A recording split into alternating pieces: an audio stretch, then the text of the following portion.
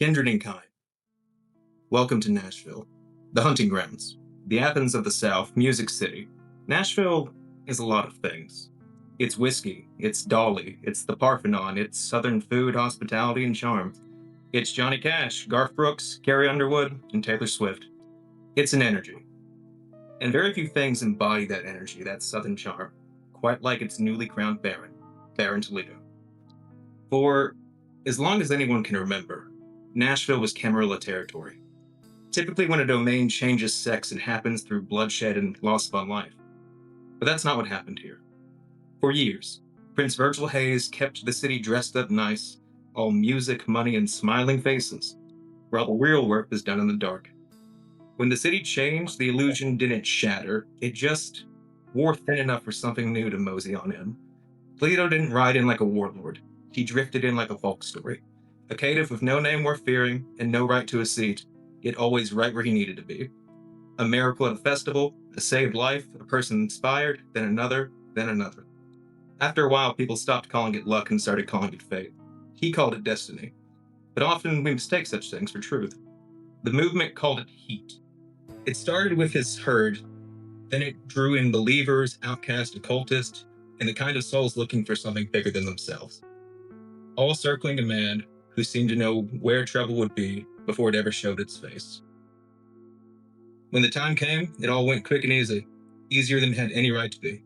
The prince rode off into the dark, and the anarchs took to the streets without firing a shot. The Camarilla packed up and cut their losses, and Toledo was just standing in the middle of all of them. It was always meant to be his. A bloodless takeover. The kind of thing that folks call a miracle. But miracles draw attention, and unfortunately for our hero, all eyes are on him as his luck starts to run out. The last few nights have been less convenient, more stressful, and the few remaining Camarilla loyalists are becoming more vocal. The archpriestess of heat, Maria la Cartagrera, has become increasingly manic, as if she knows there's a storm coming.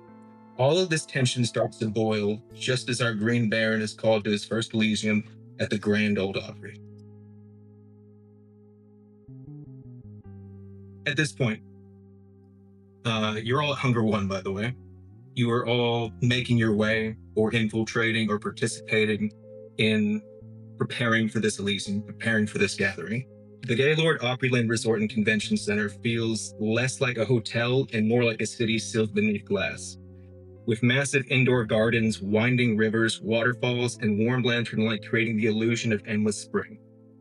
Marble halls and grand ballrooms give it an air of wealth and spectacle, while quiet conservatories and hidden walkways offer privacy beneath the towering atriums of steel and glass. At this point, Toledo, you and, is the character's name Hamadi? At this point, you and Hamadi are at the Delta Island boardroom. Dark wood, brass accents, and windows overlooking the indoor river give the room an air of quiet authority. The two of you are in there currently. Toledo, as you're looking down at the desk, you're going through some paperwork, just looking through things, and there's a couple of letters left behind by the Holiday Express. And Hamadi, you're in there. You're at the other end of this table, this long corporate table, and you're running the numbers. You agreed to fund this evening, and you are still going to. But going over it, you just start to get a little angry, a little sweat come down your brow, because this place is expensive. So the two of you are in there, and you might want to communicate just how far you're putting yourself out here. Toledo, you did not explain all of the details about this place when you suggested it to me. That's simply because I did not know, though. Yeah. Details You are don't other do people's the research. problems, usually. They are my problem now, and because they are my problem, they are I'm also grateful your for the help. Well, you got problems going both ways. The money that I am spending right now, I will need recompense. Yeah. You send your receipts to my venture. I'll get it all taken as you, and we'll get them all taken care of. I have money. I think Toledo has a notebook they'll kind of pull out, and he's like, some of these are bank account. Look, a lot of people just kind of give me money. It's not really yes, they We're would a need to give you community-based thing. more money. That's what I am getting at. So you have to um, to extract more resources, like your people do my people. Fair. Okay. Well, I've money's never really ran out for me. It always just seems to be there when I need it. This is actually kind of stressing me out. I don't want to know the ins and out of this. It just kind of usually works. Just make more. Very simple. Okay, sure. But you understand, right now we got to spend some money, little razzle dazzle.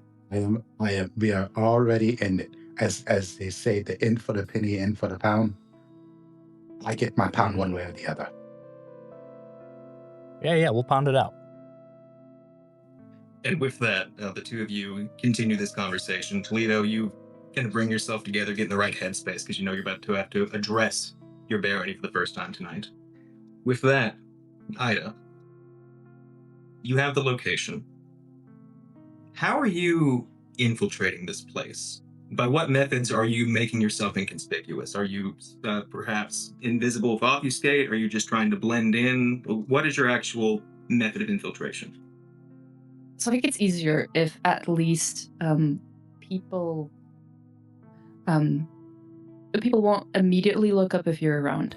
I am intending to walk my way in there using any necessary charm in that way, but I do know what is going on, so I have at least a little bit enough of an alibi to be like, I know why I'm here, and I'm just one of the let's say that I'm one of the new anarchs who was enticed in by the idea and the rumor, the story, really, that's been spreading about what is happening here.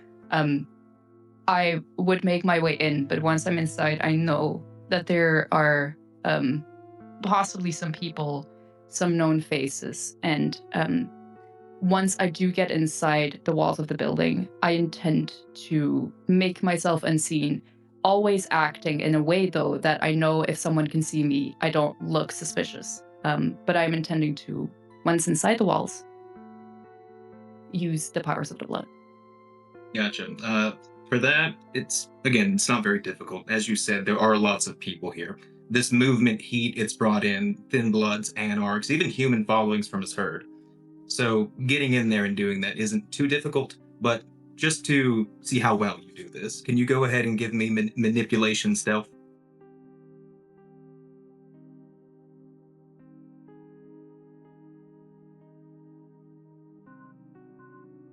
Do you want us to roll online anywhere, or can we just use our dice? I'm fine with either. Okay. Manipulation and stealth? Yes.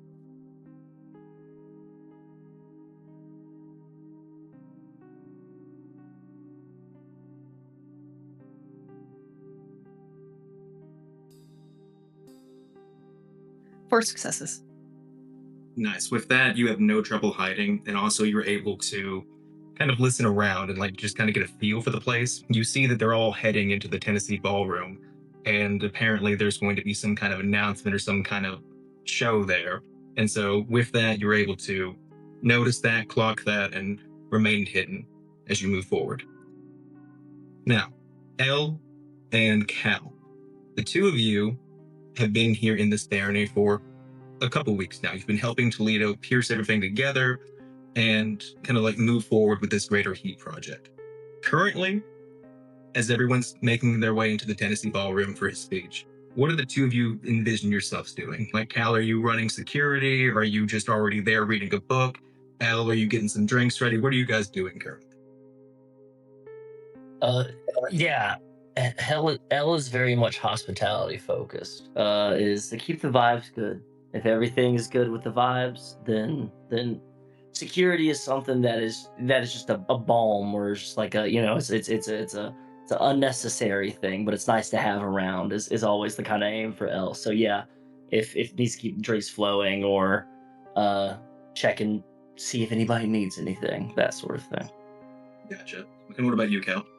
Cal, of course, obviously has a book with her. Not reading it currently because she's got stuff to do, but does have one with her on hand. She is just watching everything, just kind of keeping an eye to make sure everything's going okay. Everything is. My computer's making noise. I'm sorry. Just making sure everything's going okay. Making sure there's no threats coming into the building, anything like that. Just being vigilant, acting as a form of minor security, and just being prepared. With that, later, you've made your way to the Tennessee Ballroom. You're backstage on this grand stage that's been set up and propped up. You see within this ballroom there are multiple members of Heat, multiple of the local anarchs that you brought in, some of the Camarilla leftovers that don't seem too excited to be here, but there is a large crowd before you. You are currently backstage, and as you're backstage, kind of like looking through your notes, getting yourself in the right headspace, your Archpriestess of Heat comes up to you. She speaks up and says, "My wonderful Baron, the moment of culmination of all we have worked for. You defeated those Camarilla dogs without resorting to their level. You brought humans, thin bloods, and kindred together under one banner, under you. You have my undying devotion.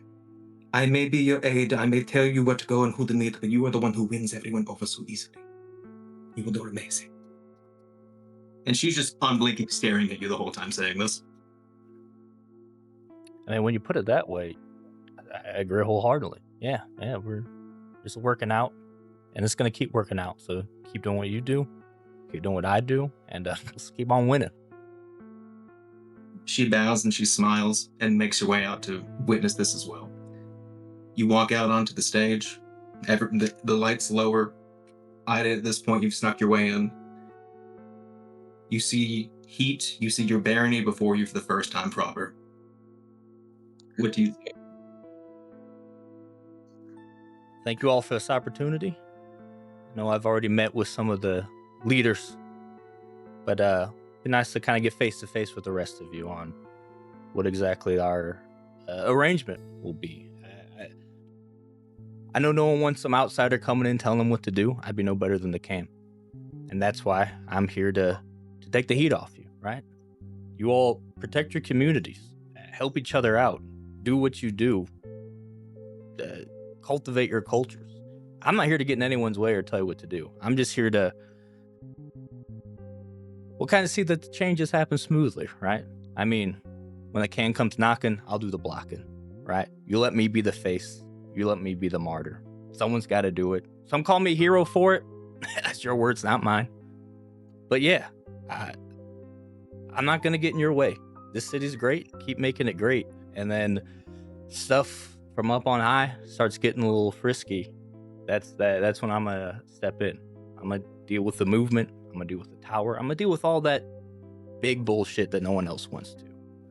And I think we'll get some kind of a good thing going on between us. And I guess a lot of people like what I have to say. They call themselves the Heat. And that means a lot of things. A lot of people are like, what the hell does that mean, Toledo? I don't fucking know. And I think that's the point. It can mean anything, right? Heat's a catalyst for change. And that's what's important. We're changing things. You apply heat, you apply pressure, you change it, you know? So that's why I encourage everyone, you know?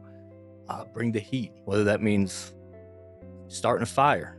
Start that fire to warm your home. Provide a meal for a neighbor. Burn your landlord. I don't give a fuck. Just get it going. And together, I think beautiful things will happen. Let's keep Nashville hot, everyone. To see where that landed, go ahead and roll Charisma Leadership, and for the good RP, go ahead and add 2 dice to the roll.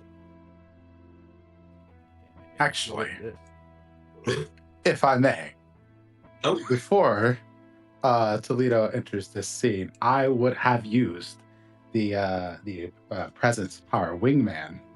Oh. So basically, I can extend my presence to another person.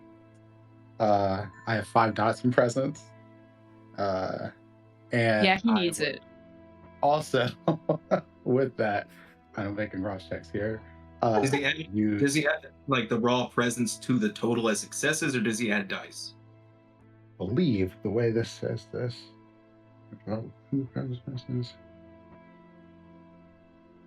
Uses my presence for whatever he's doing. If he's using something that would use presence, Okay. So I would use awe on you to help you enthrall the crowd. You can add my presence rolls to that.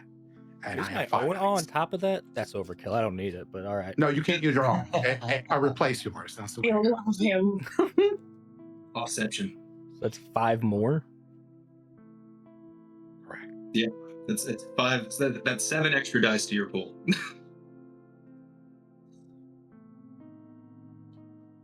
Watch it somehow I be need you to be successful. They're all That's fails. 11 successes. There we go. Yeah. That's as You- good. You stick that landing perfectly. After you say the last part of your speech, you actually see like the occasional clapping. People are clapping. You see some people like screaming. Like they went from unknowing how this was going to go to like actually leaving a little bit inspired. And So- we end this session there. This was good. Yeah. Hey, you got it. Good job, everybody. So we learned the strategy in LA is just put Toledo. Just let Toledo say some words. Get the buzzwords flowing. God. All right, sorry, go on.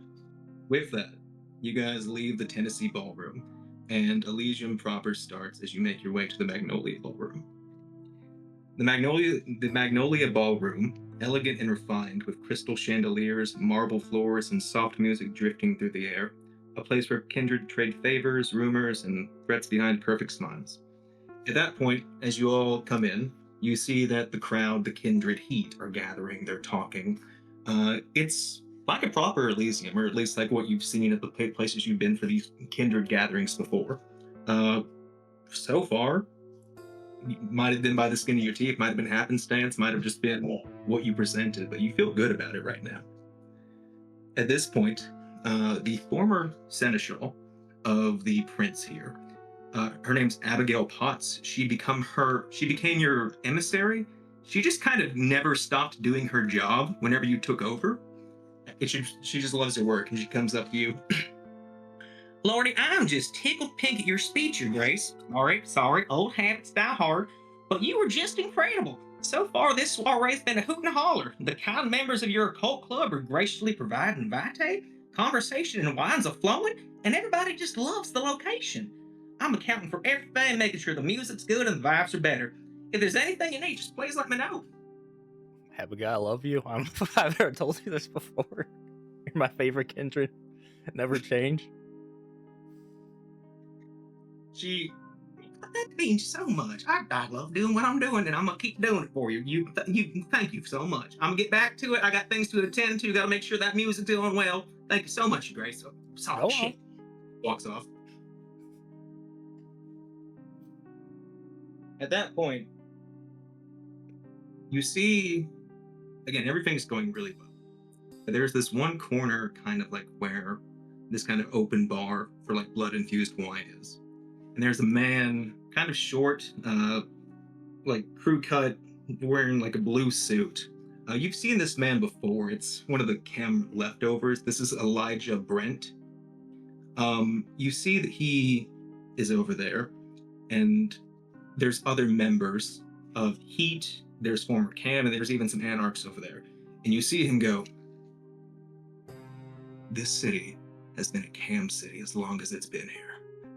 This is bullshit. Like, I get it. He can say whatever he wants. He can sound amazing, and I'll give it to him. He had a good speech, but this is still a Cam city. I don't know if you guys know this. There's a prince about an hour away who could just tear this place apart if he wanted to. We need to go to him, and we need to back him up." As you see that conversation is going currently. Do you interact? Do you go over to that group of people? What do you do, Toledo? Yeah, I'll mosey over. Hey, what were we talking about? Oh, nothing, Baron. Just going over some stuff. Venture responsibilities. We got some boards coming up, so just keeping the people informed. Y'all plan on sticking around here?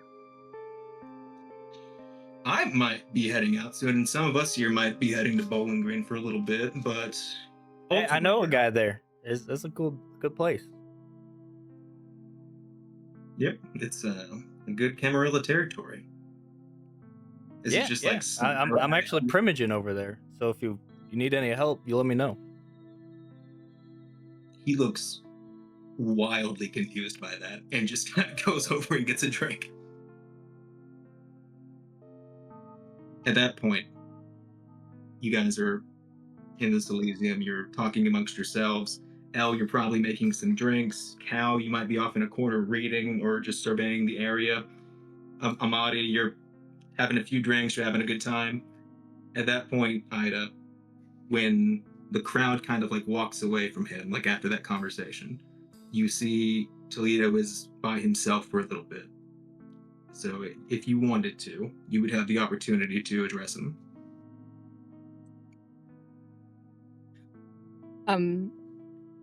Standing a pace behind, and slightly to the side, to the right. The distance where if you were to look over your shoulder, you have to do an immediate turn because it's so close that you can't catch it out of your peripheral.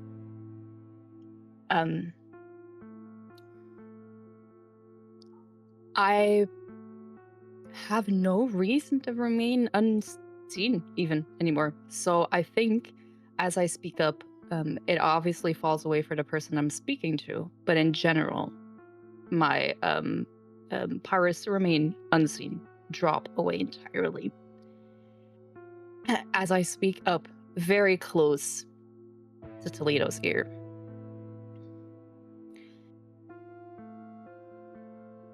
You're my favorite kindred, lover boy. Is that what you said? I think he's gonna immediately hairs stand up on the back of his neck, and slowly turn. Oh, it is you. I thought, sometimes I still hear a voice, but that this is you made it. You're a little late. I invited you to help me take over weeks ago, but you're here to celebrate.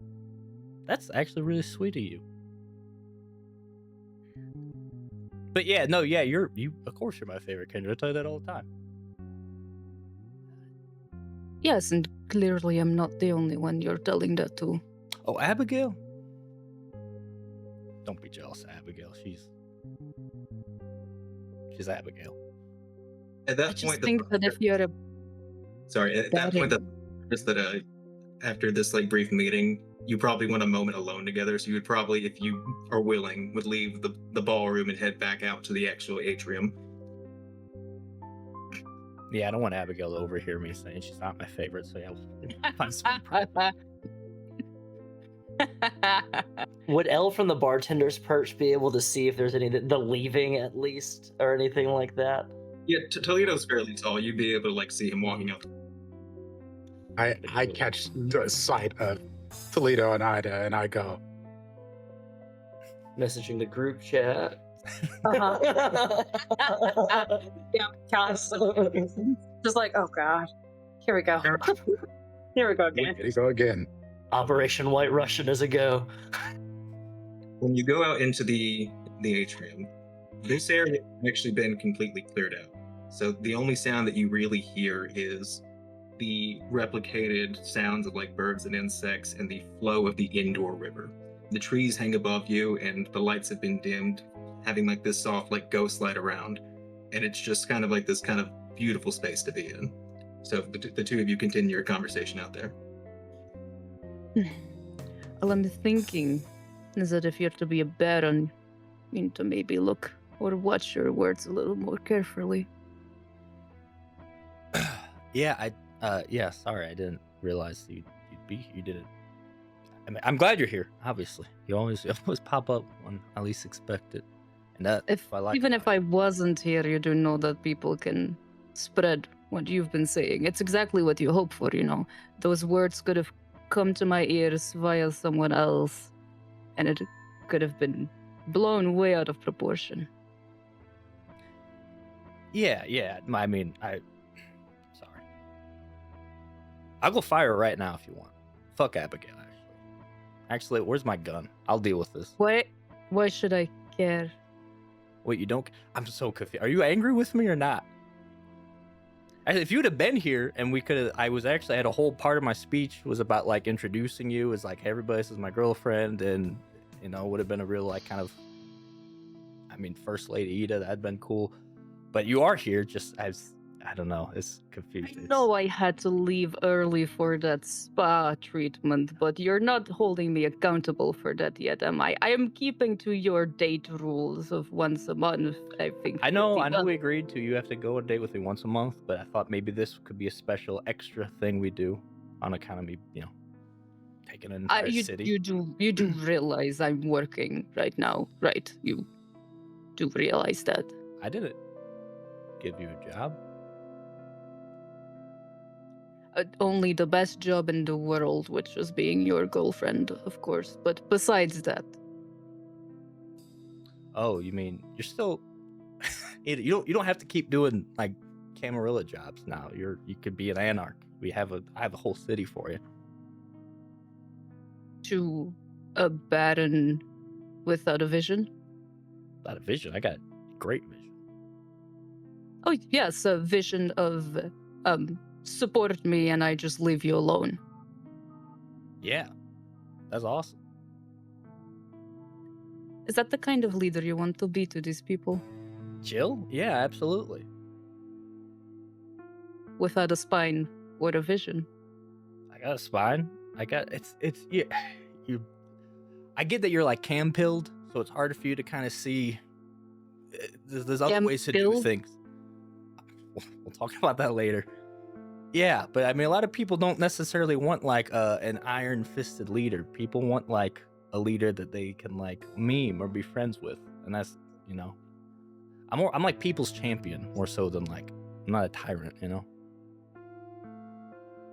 So you erase your personality and any type of leader you could be to just be whatever someone wants to see.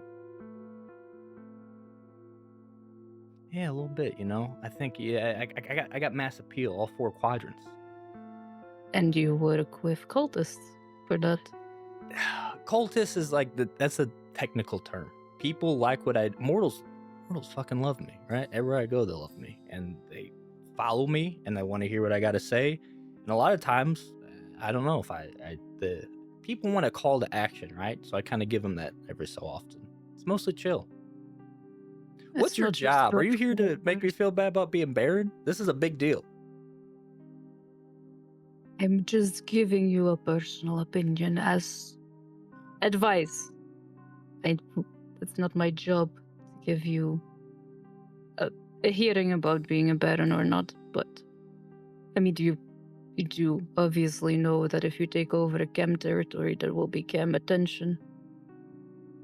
Oh yeah, see, I got plans for that. I got plans on plans on plans for that. You should meet Cal. I got my best friend in the world. She's a bruja, so if any cam comes after me, she'll just kind of, deal with that. Your I got a best money guy friend in the now. world that I've never heard about before. Okay, you don't listen to me often when I talk to you, but it's a better. Some introductions are better in person. That's fine. I'll introduce to everyone. Everyone's definitely heard about you, and they'll be excited to meet you. And you know some of them. You know Amity. Met him in LA. Back when. I like that guy. Yeah, no, he's good. He's good. Sure, I'll mingle with you for a bit. Okay. I guess the two of you agree to that, and there's just like this, like pregnant pause, like this stillness in the air, until eventually in the background, you hear gunshots, you hear people screaming, people moving, and you immediately have that instinct where you kind of like lock eyes, like what the fuck's happening, and you go back to the ballroom. For those of you in the ballroom, you saw this odd group of people kind of like walk down these grand stairs that lead up to the ballroom. As they're walking down these stairs, everyone's like, who are these people? Like they're dressed weird. One of them is a priest that has like a noose around his neck, dark skin, just reeks of this strange substance. There is this one super large, like skinhead, like almost pushing 7 feet, covered in tattoos guy, and next to him looks like a female mini-me of him. She's like this large muscular woman, shaved head and tattoos all around. And There also seems to be someone dressed fairly similarly to Toledo, actually, kind of like a cowboy-looking guy, and this one what looks to be like of Spanish descent, female teenager. And as they're walking down these steps, the entire ballroom, as she just moves her hand, fills with darkness. And then you just hear, no, not today, not today, Ravana. As before the darkness comes in, you just see what looks like hordes of Gangrel, Ravnos, just all of these people, all these kindred coming out of Obfuscate and just tackling everybody. With that, I need Cal, Amity, and L. Go ahead and give me investigation results.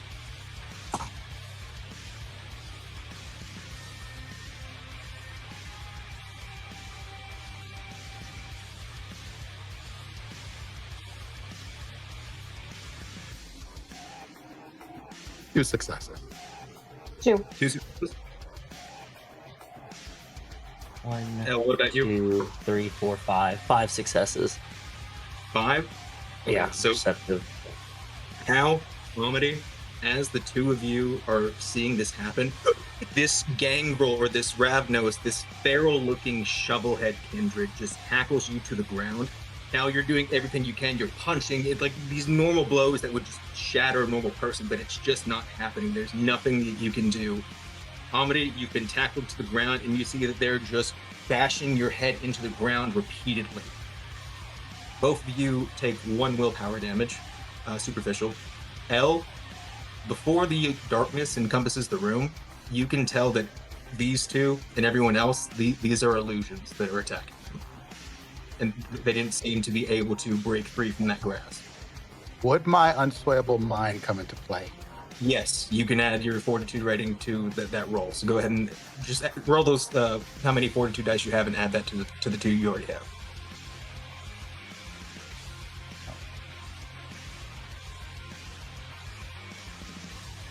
So that makes it 4 successes. 4 successes. You are good then. So as the illusion's just bashing your head into the ground, you realize this isn't actually happening. But Cal, you are completely overtaken as this thing is just in this death match with you. And at that point, Ida and Toledo, you guys approach the ballroom and you just see the darkness completely overcome this place. And you hear screaming, like, sounds like feral violence. And then eventually the darkness fades. And standing at the doorway is this man, about a little more than 6 foot tall, like chiseled features, long blonde hair, and out the side of his head, you see a strange horn with these weird wards carved in it that you just feel like radiating thaumaturgy from. You see that as you look around, there doesn't seem to be much actual bloodshed, but whatever was unleashed, whatever horrid reality was unleashed upon these people, it just has rendered them like paralyzed with fear. Some are still in their minds fighting. As you stand there, and at that point, Abigail runs up like, "Sir, we need to get out of here. We need to." And Ida, the way it's standing, you and him, like you and Toledo, are like right across from each other, and like Abigail came up from like behind you guys and like was trying to get you out of here before anything got worse. You see a faint little burn mark go across Ida's nose as it just barely misses her, and this bullet hits Abigail right in the chest, and as the incendiary round goes off, she is instantly ashed. At that point, you look over towards the people that came in. The cowboy-looking one has a revolver out, and he's about to aim it towards you. And as he does, the taller gentleman with long blonde hair looks at him and just casually puts his hand on the side of his head. And as he does, you just see this bouquet of bones burst out of his ears and eyes and nipples. As his head just bursts, and you just see the bones stuck back into this man's hand. As he walks forward, "My apologies. I wanted first to attempt to do this peacefully, but you know how the children of Troy can be. Let us try this again. Good evening. My name is Godric Drakovich, of the Clan of the Dragon, former Templar of the Sword of Cain, and now a wandering bishop of this pack. Atlanta was once our home, but as you know, we were cast out. I was there, you know. I did not wear this face, but I saw the two of you dancing at the Seraphim. What passion. Tell me, little Baron, if you cared for this woman so much, why would you endanger her life, as well as the lives of all of your fellow Unbound, by carelessly using an artifact sacred to the Sabbat? Toledo is he's crying. Abigail's dead immediately. Blood tears. He's not like sobbing. It's just the tears are happening, but he's just kind of like more in shock than anything. He kind of blinks away some of them. And looks at this man. I don't understand 90% of the words you just said to me. And then he kind of looks at Ida and him. Do you guys sound alike? Do you know each other?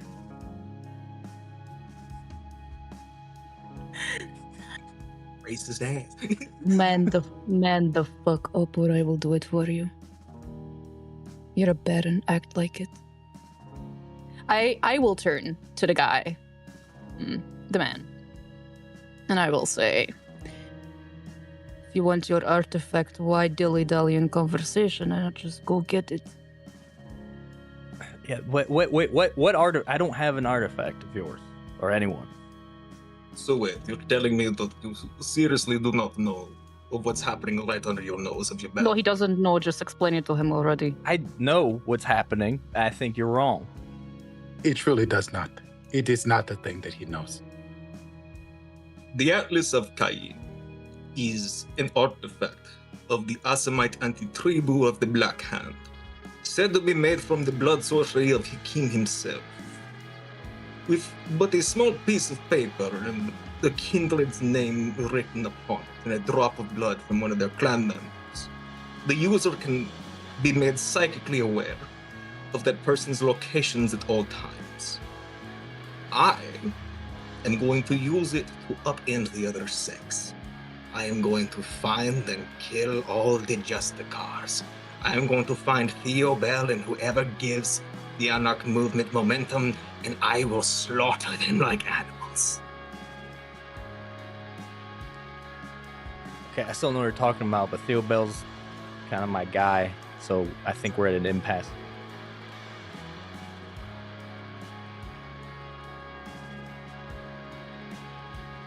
Just because you may not know of what I speak does not relieve you of the responsibility.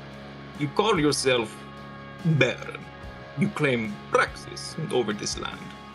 Does the buck not stop with you?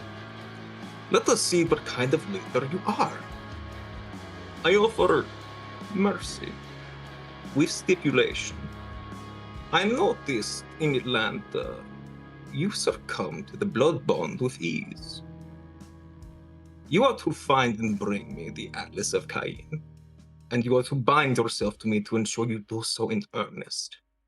And if you do not, I will declare a blood feast. You will die, but not at first.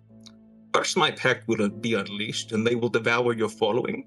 Then I will kill each member of your coterie as you watch helplessly. And finally, I will take my time with the Don't pretty even one. say it. I will Stop your take my... sentence. What do you do? No, I'm speaking. I'm interrupting his sentence, literally. So I'm like, don't even speak it. And I say, stop the sentence.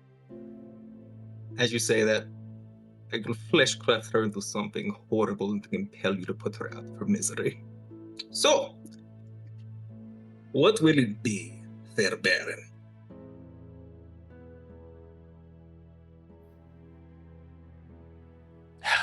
Her, the kind of kindred I really don't like unfortunately. And I like almost everybody. But every so often, I run into one of you mustache twirling fucks that really just rubs me the wrong way. And I wish there was a way forward.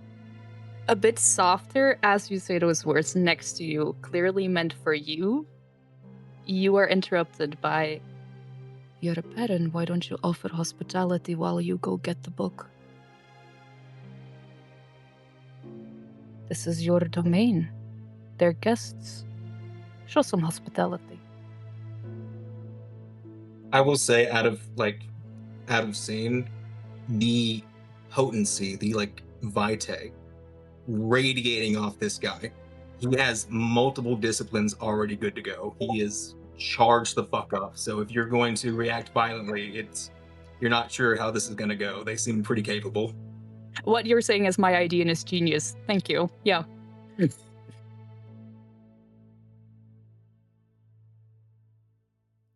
So, this is all kind of new to you.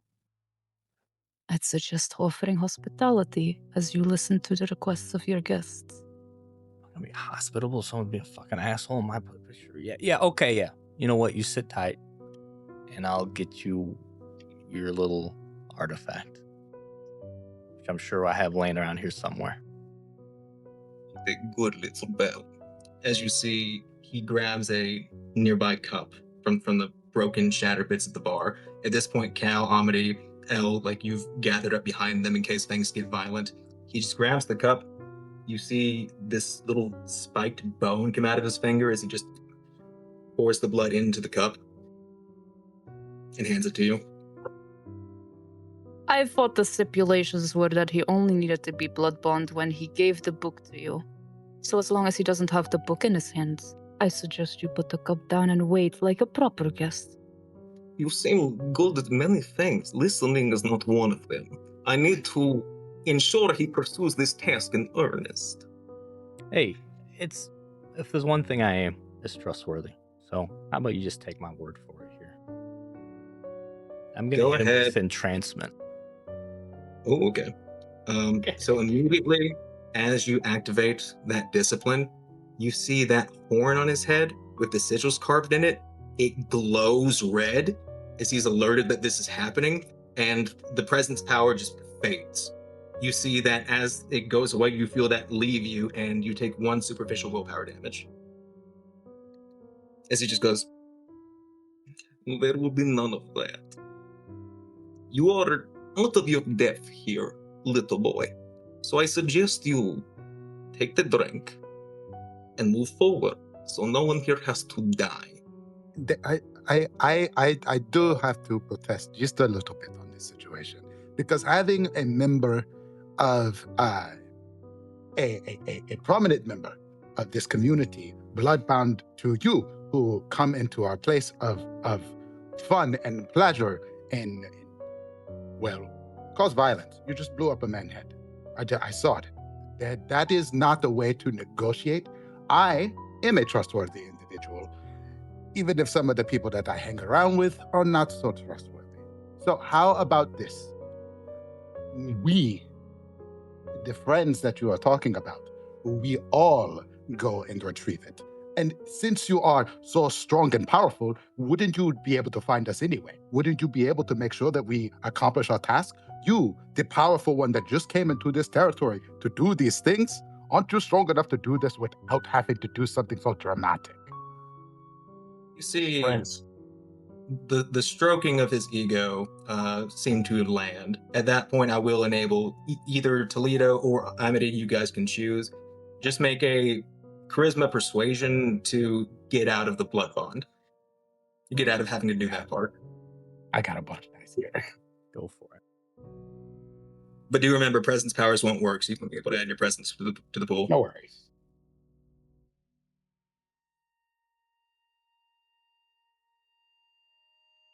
Cal, what's your intelligence? Intelligence 3. 3, just kind of being actively minded of the situation, as you stated earlier that you were trying to be. You know that if this comes to violence, you gotta fucking destroy that horn, or half of y'all's arsenal probably won't even work on him. Okay. That is 6 successes. 6 successes. With that,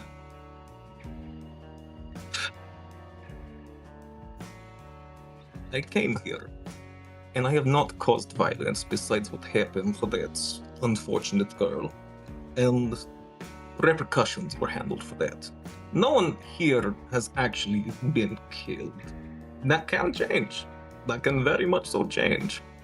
But, fine. Let us parlay. Let us show a little faith on both ends. You will bring me the Atlas of Cain tonight. If you do not, the consequences will be horrible.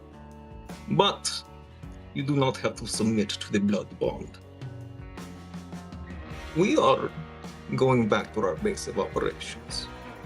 I suggest you make haste on this matter. As he turns on his heel and walks out, and you just see like the dark-skinned priest with like the glasses and the dreads and the noose around his neck is just staring fucking daggers at you, Ida, as just laughing to himself and like begins walking off. The other, the skinhead dude and the little mini-me that he has also walk off, and they begin to leave. Are any of you going to try and do a surprise attack, or are you just going to let him go? No.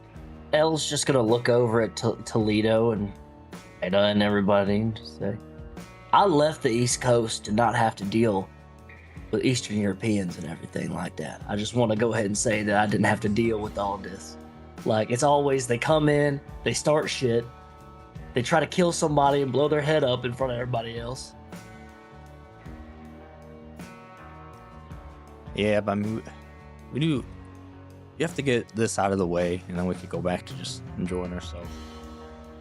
Yeah, we knew we'd get some attention and doing what we did, and here's, I guess, the attention we wanted, and let's deal with it. Is that her? Do you truly believe that to be the case? You're pointing at no one, good sir. If you're you'll not allow here? me. If you'll allow me. I would like to obfuscate and go outside the room. Follow. You're going to follow them? I'll see how far I get or how realistic the option seems, but I will for sure. Because I don't think Toledo has anyone to do that. Gotcha. So as you do that, even if they would be made aware of your presence by anything, but they're not, they seem as they don't really care, they're just moving forward. So as you follow and obfuscate behind them, you see them go out into the parking lot. At this point, people have ran away, like on foot, like just scurrying or hiding behind cars. But as they go up to like this area where cars pull up, there's just multiple black SUVs out there, and they begin getting in them. Okay. I cannot follow any of them on foot. So at least I would like to know what cars they are, so that on surveillance cameras they can be found, so that at some point, at some way, their route can be tracked. That's my ideal purpose here. If I can't track it myself, I want the means that I know someone who knows technology can track them. Give me an intelligence investigation, and just to see how accurately you're able to make a mental note in that small amount of time.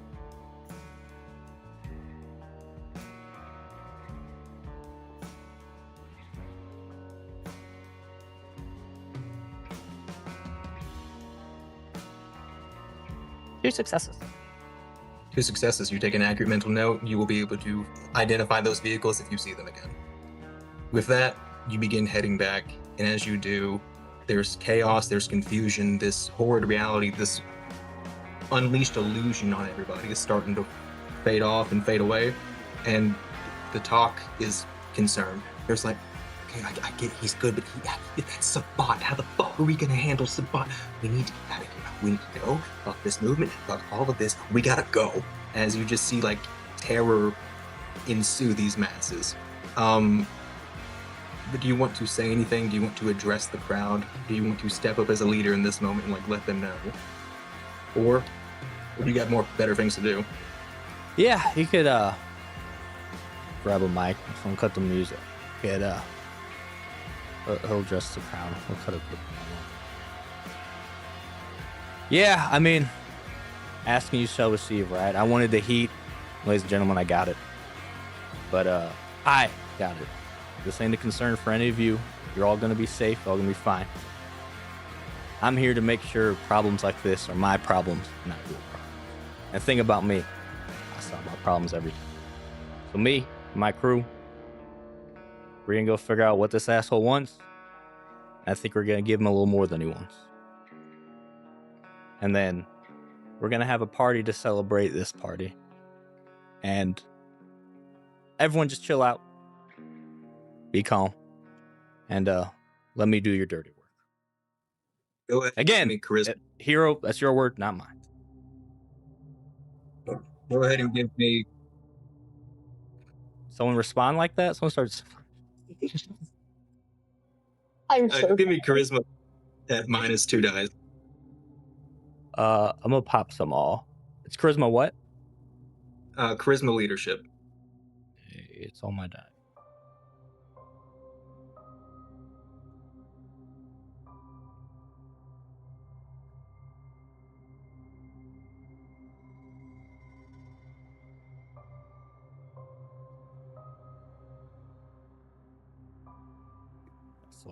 Six.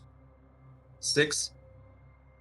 Again, this is probably the first interaction a lot of people here have had with the Sabbat. They've just been this scary boogeyman in the background. And seeing one just put his hand on someone's head and burst it open with bones, terrifying sight. But your words land true. They may not have confidence that you can defeat them. They may not have confidence that this is going to go well, but they seem to still have faith in you. At that point, when you're done addressing them, out from the corner, you see this dark-skinned man with like this small afro wearing these robes. As next to you stands Maria. This man goes up and goes, "Someone here knows damn well where that fucking atlas is," as he points directly at Maria. She looks over towards him. "Oh, you're so right. I knew where it was before I lost it in the chaos of you and your fucking monster attack." Monster attack. You idiotic facility of a witch. Do you mean my justified response to you killing the other members of my chantry? Oh, yes, all 2 of them. I asked nicely to join your little fucking club, but it didn't matter that I was a better blood sorcerer than you. No, it only mattered that I was a fucking dustborn. Oh, okay. I hear the big T word. There's a lot of C words being thrown around. There's also a big BS word thrown around and everything like that. Let's go ahead and calm it down a little bit. Let's take a little bit off the top. All right? She murdered 2 members of our clan in cold blood. Your immortal abomination that killed 9 of our cultists. You just see these 2 are. And your family stole a chicken from her family, to which she took the water, the stream from your property and everything, and so on and so forth. It's a cycle of violence. There's been video games and movies made about it, all right? One of these days, you're going to have to learn how to bury the hatchet. Charisma perception.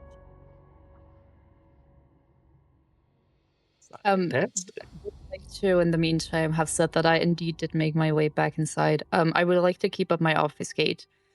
But I will again come stand behind Toledo and in a whisper so that only he can hear it and he would be able to see it and no one else would.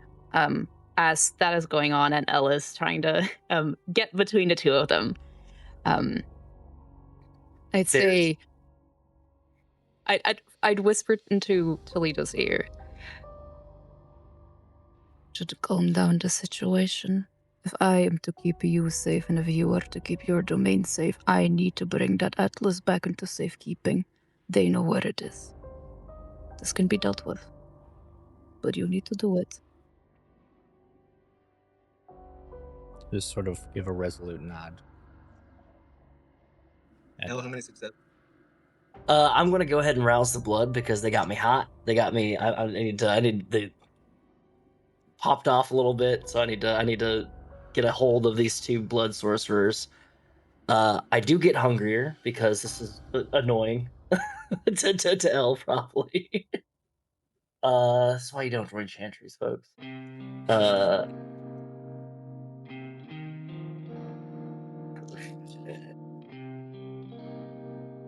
and that is 1, 2.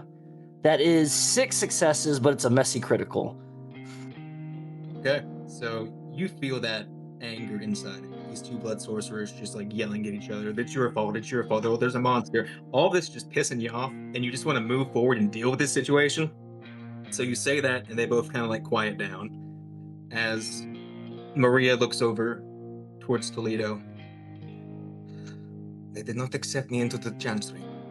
Once the Camarilla presence was weak in this city, we raided the chantry because I knew of the artifacts that were hidden inside. There is a vault. It holds many dangerous artifacts, but you cannot actually stay in there too long. I took the last key, which requires a drop of Methuselah blood, to open the vault. And when I was in there, after maybe 30 seconds, it was though as if the sun was in the room with me. And being a thin blood, this was not a problem, but very shortly after I was teleported out, I grabbed the first thing that I saw, and it was this Atlas of Cayenne. I found the Regent's notes on it, and I learned how to use it. And my Baron, this is why you were always where you needed to be. I used this in aspects to make sure that you were at the right place at the right time, met the right people. I kept tabs on them, I kept tabs on you.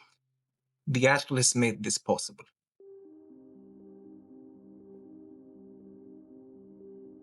Yeah. So you think, where is I it? knew this luck was bullshit. I knew it. I fucking knew it.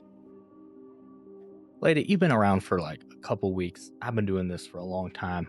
It's all homegrown, but I appreciate you helping out too. Right now, we just need to know where the Atlas is. It was stolen from me at the Terminate Chantry. It was on the altar. I'm not sure what happened. Someone took it. But if we go there, we could use our specs, we could use blood sorcery and probably find out where they went. But there is the problem of this one's monster. You killed my chantry brothers. Okay, we're that's a different problem for a different day. So you, Yeah, I did gargoyle. What do you want me to do? What? Jesus, Mary and Joseph, from all the saints above and below, you did what?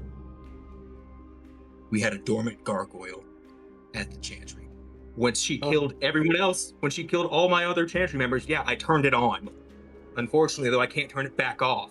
They're normally weak to dominate, but I guess he's built up a resistance to me or something. Yeah, because you're a Kuyan and you don't know how to manage your own household and everything. You got your chantry members killed and everything because you stepped on her toes. Jesus. Okay, all right. You know what? Got my Mr. friends Toledo, killed. sir. I wouldn't let a thin blood join a chantry. Bullshit. Yeah, there's a big T word again and everything like that.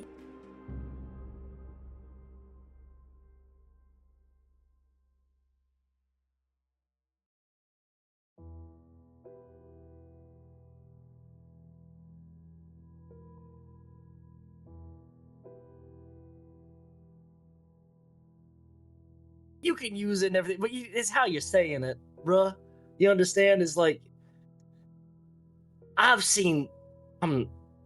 barely seen you around and everything like that, okay? And I've been to a couple of cauldron battles and everything like that. I've seen some Dustborn weave up some witch's brew that would knock your socks off, all right, bro? So let's have a little bit of respect for the little lady and everything like that. Though, points at her, she's on thin fucking ice, though. I do admit that it is kind of impressive that she was able to take out 2 of the seasoned Tremere that you speak of. They must be Again. that they were not quite as powerful as they thought they were. In your ear, Toledo, they're losing track of it. That's it. We do not have time for this. You said their weakness to dominate. I can fix the gargoyle situation. We just need to get there. And with that, unless anyone has anything else that they want to do, both Maria and Maxwell, which is the Tremere, would show you how to get to the Vanderbilt Chantry. Yeah, we're head there. You two play nice.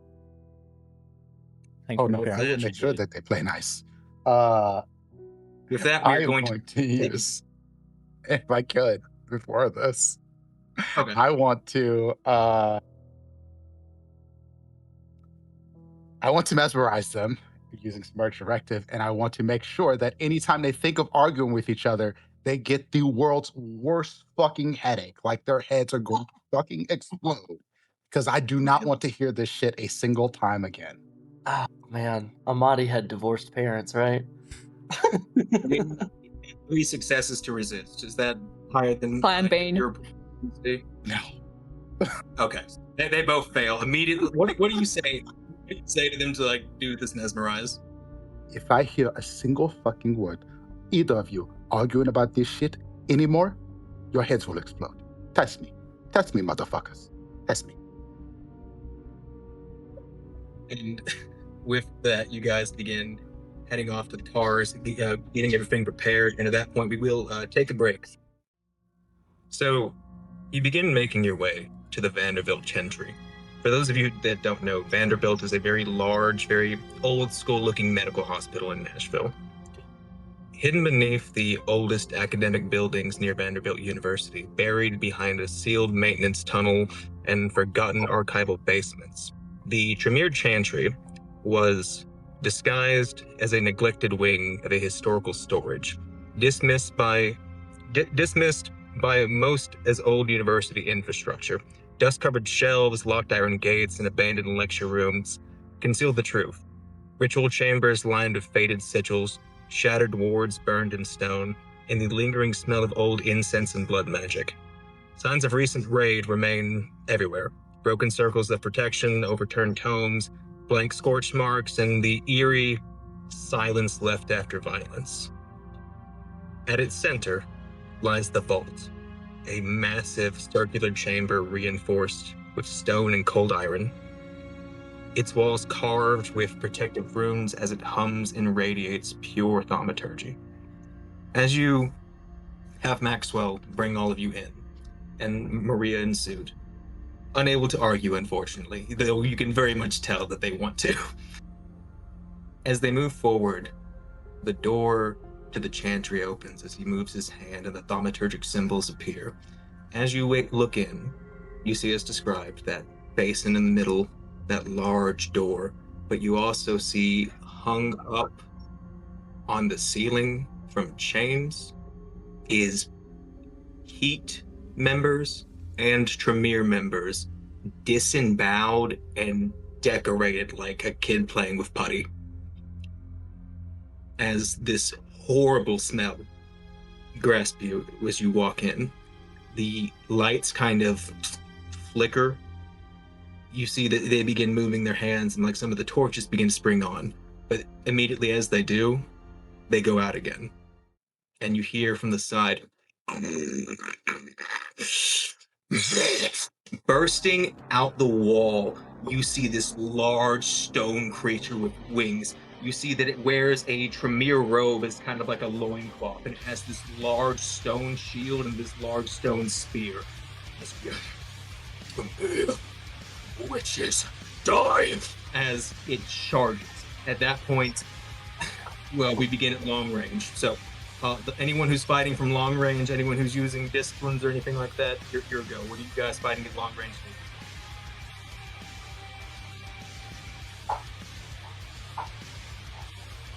We got any long range? I'll go first. Time to start wrestling. No, go ahead. I will use Mesmerize and say, stop your actions. We need to get in, and we do not need violence tonight. I'm in the alarm. But as you say that, you reach out, and he is going to try and roll to resist that. Absolutely.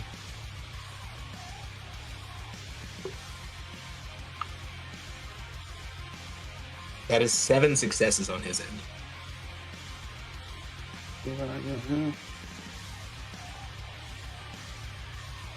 I also got 7, so I am going to arouse. Well, add a little bit more to this. If you're gonna rouse, he's gonna rouse. That's another success for him, so that's 8. Got it. Do I get hungrier? I do get hungrier. Huzzah! That brings me to 3 hungers. But 2 more.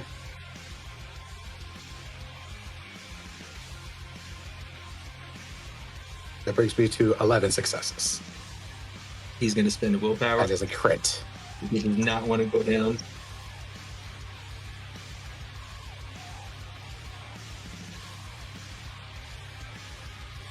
Three more. Exactly. So that puts him at 11. Another stalemate. Does the crit make any difference? I will say, okay, so narratively, here's how we'll go about it.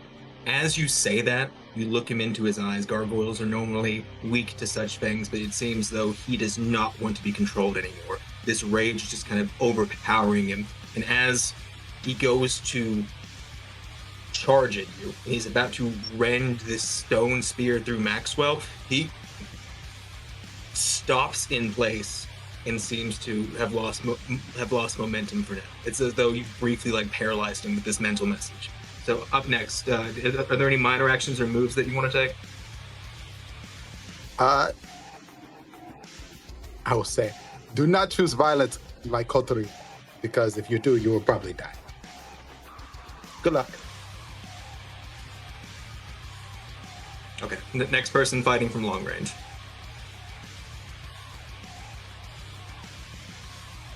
No, but I have something for Cal. But I'm not doing from long range. Okay, with that, we actually I've got a preparation for short range thing. Okay, so we'll move into close range, and Ida will start with you. I would just like to say that any smart thinking kindred that has powers of blood to remain unseen would do so in this situation. However, I'm not planning to do that alone. So, as we were to go inside, as a good sign of kindness towards Toledo's friends, I would have patted Cal, given a hand on the shoulder, and said, "You hit harder when you're unseen. Let me help." And I would have used obfuscate cloak, but also extended the obfuscate to L, so you can be unseen. So I don't need to attack right now, but I wanted to add that in as a flavor. So you, if you want to act, you know that. Far enough. Getting along. We're just so happy. With that, Elle, what are you up to? Yeah, since most of my V5, I'm going to bring up L's old sheet here. I'll bring out Bully's Bullshit, because Bully's Bullshit's fun, especially for a blood source for Tremere. And you're going to see L go ahead and pull out from, because L's got a little bag that's a nice little travel bartender's kit, nice little alchemist kit, or apothecary kit. And it's just going to pull a knife from it, and it has that idea of is this motherfucker really going to come out from with a knife? And it's just going to slice down his arm, his left arm. I'm going to rouse the blood to activate blood tendrils. As you will just see the blood pull out and start forming into tendrils of little tentacles of blood that are flowing from the left arm, like it's the game's prototype. Ready to wrap around this thing and hold it down if we gotta. Holding off because the prince did give Prince laid down some law there. As you do that again, you bring the knife on your wrist and it goes out and spirals, just ready to be used. At that point, Cal, you're invisible. You do see a large charging monster that was very briefly halted by Metis, looking like he's trying to push through and still come in for the kill. What are you doing? I think she'd immediately go and cover Toledo. I think is what she would do. And be like, this motherfucker can't fight. This motherfucker can go through me. So you're just going to stand I think it's part of a probably while Ida was having that moment of hey, I'm going to do this to help you out. Is just, again, maybe tearing up a little bit, just so happy that Ida's just immediately bracing herself with a coterie, best friend and girlfriend getting along more than they got one. But I think, Will, if we could go back a moment, there's our little flashback of what right before this and say, I'll be right in there. There's just a thing we're supposed to get. I'm just gonna walk in and grab the thing and walk out. So don't worry about me. I'll be fine. And as a preparatory thing, it's going to do a corporeal passage. Gonna rouse some blood, get out a little shard of glass, and hold on to it hard enough where it cuts into his palm to make him incorporeal. As you do that, just be aware, Maria did say that the idol isn't actually here; it was stolen. So you guys are here. Just be aware of that. Find tracks. Yeah. He'll still do that because he doesn't want to get stabbed or punched. Gotcha. So going into this, you guys already took these preparations. Just for Cal's sake, Cal would not have to, Toledo can't be physically touched. So. Yeah. Okay. Then in that case, I'm going to activate Feral Weapon, and I'm invisibly going to go and kind of move like behind this gargoyle in case something happens, and I have to jump on him and like try to hold back or whatever. I think that's what I'm going to do. Are you going to hold a grapple then? Yeah. Okay. So whenever he moves, you'll be able to roll that grapple attack. And with that, Toledo, what are you doing?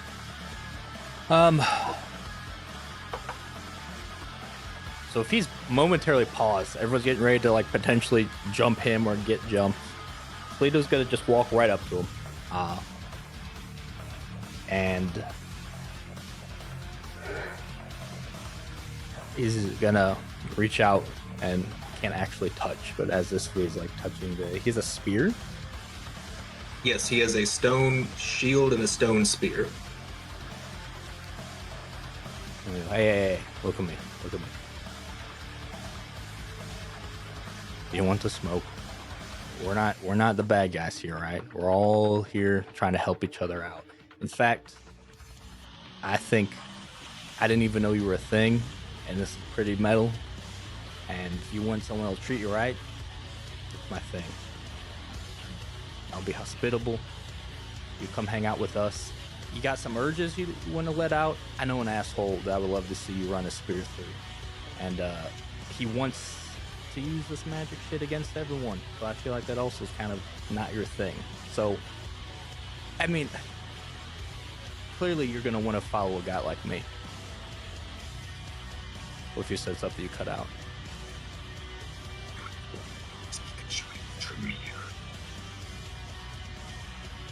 Nah, he's built different. And stop worrying about him, worry about what I want. You just do what I want. And I'm gonna use Majesty. Okay. Go ahead. I'm Asian, I'm like spicy white. Like tolerable French. I swear. Only two: potato white and tomato white. It's like mayonnaise with some Tony Chachere's mixed in, you know? Like an aioli.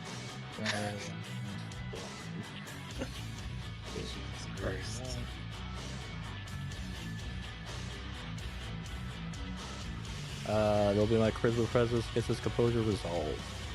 Okay, thank you.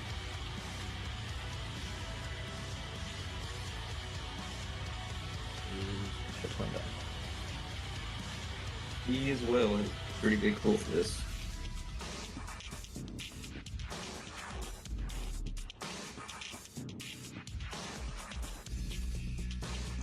I got a crit. I got a 7. He as well got a crit. 2 actually. Oh, no, just one. My bad. So that is 2, 3, 4. Even with the crit, it's only 4 successes on his end. Valiant effort. How many did you get again? You said you had 7. Okay. So with that, you, as a ghost, as this kind of like translucent, like red blood ghost, you materialize slightly to radiate his majesty out of yourself. And as you do, he looks up at you like in awe, like he's like seeing the sun for the first time or something. As they took everything from me. Come here, take name. Me Gorda. Hate them. But I don't hate you. I only ask time to be left alone. And if you are to refer to me, do not refer to me by my slave name, Bastion. Call me by my real name, Keith. Keith?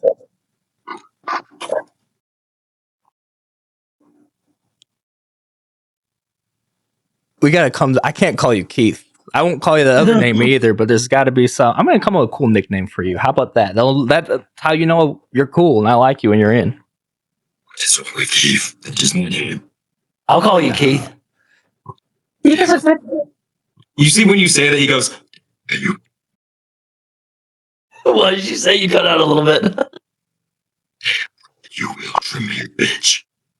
Okay, yeah, that's fair. You know, I had that going for me. You know. This is Keith is a Nashville solid after name. all. It is not Nigerian, but it is a solid name nonetheless. Okay, And with that- we'll do Keith for now. We'll workshop that. But yeah, we're just looking for. What's all we're looking for again? You can look to the others. Atlas or something. A book. You actually know it's not a book. The Atlas is like a small bronze statue of Cain. A statue. That's what I said the entire time. But it's like, but it's called an atlas, but it's a statue. Yes. Oh, is it like? Oh, I get it. I got it. Great. Yeah. Cool. Yeah, like the. Yes. Mm-hmm. And someone took it from here, so if we could quickly see if we can find any traces. With that, Maria goes toward the altar where it was. It's still sticky with blood from her using it over and over again to assist Alito. What do you guys do? What abilities or disciplines do you employ to look for tracks or look for anything that was left behind by whoever took this?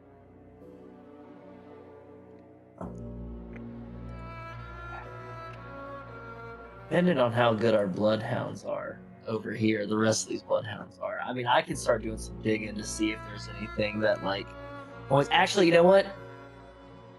Maria can do a little bit of tracking of the statue. I'm actually going to help serve Toledo here. I'm going to help out the Baron here. I'll just see what these pesky Tremere were keeping in their chantry. We're gonna. I'm gonna do a little bit of occult searching. I'm gonna start looking through their papers, their books, their scrolls, and everything. I'll be like, yeah, I'm looking for something and everything like that. But no, I'm collecting. You're doing that. Go ahead and give me intelligence investigation. And everybody else, what's everyone else doing? You see Maria starts to begin to use some Auspex abilities, but is anyone else going to do anything? Other than keep an eye on Maria, no. I will put my glasses I will on. have a friendly conversation with Keith. He seems like a good guy. What do you say to Keith? I say, the fact that you got turned into this creepy thing is not your fault, just so you know. I think that you could get put to work in a much better way with less killing and more profit. I can make sure that you are set up for success forever, for all of your life. True. Thank you. No one's ever validated what happened to me, so I really appreciate it. Oh my god. I got you, fam. I got you. Though I'm not exactly sure what I could do with money. Fucking Shang Tsung over here. You can buy a nice building to sit on top of at all times, or inside of. My own building. Do you have a business card? I do. So many. He takes the business card and puts it in the blood-soaked Tremere robe that he's using as a loincloth. Perfect. I love that. I love My guy.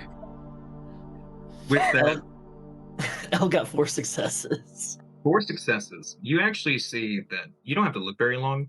There is a logbook of the magical artifacts that's here. It's written in a language that you don't quite comprehend. Kind of like a Tremere off-version coded of Latin. You might be able to piece it together with another roll, but just broadly speaking, seeing this seems to be like a dossier of like everything that's on the other side of that vault. I do have an Auspex move called Decipher, so I'll let others go, but yeah. Paul does speak Latin. Could I like translate it or like try to read it? Oh. Whenever he rolls intelligence investigation, you could do the help action and add 2 dice to that. We'll put two heads together. Let's go. A.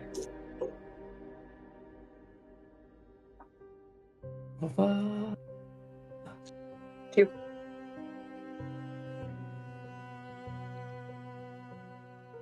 One, two, three, 4, 5. So 7 Five. total. So again, Ida, you were made privy to this beforehand. This is actually some of the largest stockpile of kindred artifacts there are. Just going down the list, you see like the dagger of Enoch, the healing capsules, like all these like strange and wonderful sounding things. And you know that they're on the other side of that vault. And as Maria said, if you are in that vault too long, a simulated sun appears and you're teleported out. If you somehow resist the sun. So, theoretically speaking, gargoyles can recede into like this hardened-like state and survive the sun. They can also, you've heard rumor because you're Tremere and you know the kind of in the depths of how they work. They can move through stone. Additionally, Toledo is a ghost right now. So, you know that anything of value is on the other side of that vault, and you have some ideas that you're pondering on how you could potentially get something out of there.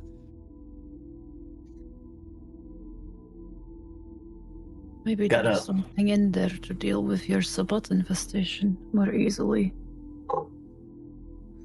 Oh, I mean, you could deal with them whenever. You told me not to, so that's why we're doing this.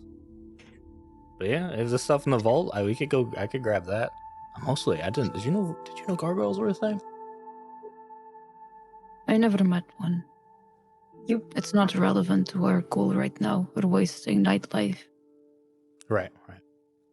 Have we found? Is that was? Wait. We need to know where that is. Anyone closer on that? I think Tully's also just been talking to Keith with Marty, asking if there's a Mrs. Keith. He's really intrigued by all of this. There used to be a Mr. Keith. Oh, okay. Oh, I see Not you. even too much of that anymore. Oh, yeah, I can imagine. Actually, I have seen the things on the internet, specifically the Tumblrs, where there are a bunch of people. Maria, how's it looking there? Thank you. I was getting to that. She uses this Auspex ability, and she uses like this Trail of the Blood ability, and she hovers over it, and she looks over and turns to you. Does anyone here have Sense the Unseen? Sure, what for? Turn it on. You'll see something strange. Exciting. As you activate Sense the Unseen, Ida, you look around. There is this golden glow, like this little golden glow stain next to the altar. And the glow is quite possibly the most beautiful thing you've ever seen. You also see just the fucking weirdest thing is you see hoof tracks on the ceiling and then on the wall. And also, you can't quite place it, but there's like these otherworldly wine stains on the floor as well. Does it give the somehow the impression that the statue came to life and walked? Or No, the statue didn't have hooves. It's basically like a emaciated like version of Cain if its mouth open, so you can like just put the paper in there. It doesn't look like the statue left. It looks like someone came in here and took it. And whoever that was, they had hooves.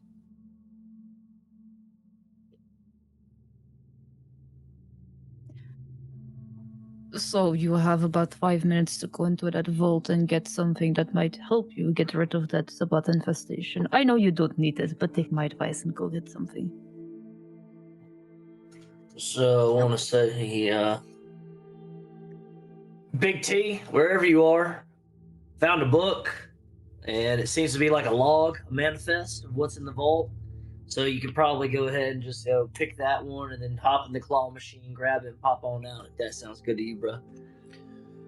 Yeah. What should I try to grab? I mean, there's a dagger of Enoch. There's a healing capsules. Oh shit! There's an Considering the most abalone cloak. the most interesting thing that you saw was these miniature hourglasses. They have like these like clockwork embroidery on them, and the hourglasses are stained with blood. This is a relic of a different type of Bruja. It says that whenever you eat the blood sand, it preserves your state in time, and when you eat the other blood sand from the other opposing hourglass, it returns you to that state. So yeah, it's got you like a kind of like a Alice in Wonderland, but with like time and everything. So like that. So let's say like you're looking all good and svelte and fit right now. So you go ahead and eat that blood, and then you keep the blood sand. You keep the other blood sand on you, and then you're like, oh, I feel like shit. I feel like dog shit. Somebody that I've somebody I trusted that is with the other side maybe poisoned me. And so I need to heal myself. So you eat that blood sand, and brings back to your good old svelte self. Fuck you talking about? So you want me to grab an hourglass? I can do that. You got 2 hourglasses. 2 hourglasses, Big Chief. And it's like a checkpoint with a video game. Can you interact with objects when you're intangible? No, I'll have to drop it once I'm in there. Okay, they did warn that the sun turns on after a couple seconds in there. Sun doesn't hurt us, does it? Nope. Not you. Not you, King. Not you. I might be able to Put grab your it and hat get on. out. You have a hat on. You're fine. But this sounds pretty like the whole there's a nuke in there essentially. We'll come back to this. All right, keep that book. I'm gonna find a way to get in there and get Your something. friend. The Tremere does know that the gargoyle can move through stone. Mm-hmm. I don't want to offer up. I don't want to volunteer anybody, but Keith, if Keith is feeling Keith, you do that for me, wouldn't you? Maybe if you ask nicely. Manners. I couldn't hear your Keith voice. Your microphone hates it. I don't like that it was the Tremere's idea. Yeah, but I'm the one asking you, and you love me. The Tremere are kind of assholes most of the time, so like you can't hold that against us. Boys, focus. I'm sure it would help if still you under offered to take the majesty. Tremere. I would imagine he would do it. Yeah, no, he agreed to it. Now he goes over towards the vault and he begins to meld with the stone and go inside. He has to be very quick because the stone turns on very quickly. But he comes out in both hands. He's holding 4 of these hourglasses. So there's 2 people that could have one of these and return themselves to the state they were before they got hurt. sounds like Big Papa in person. Hey, people thanks, Keith. up close. Ida, as you were using Sense the Unseen and like you saw that the beautiful golden glowing thing at the bottom, you also saw the wine stains and the hoof marks. As a Rapnos, go ahead and give me an intelligence history, and you can add 1 dice to it. Oh, we'll need that 1 extra dice.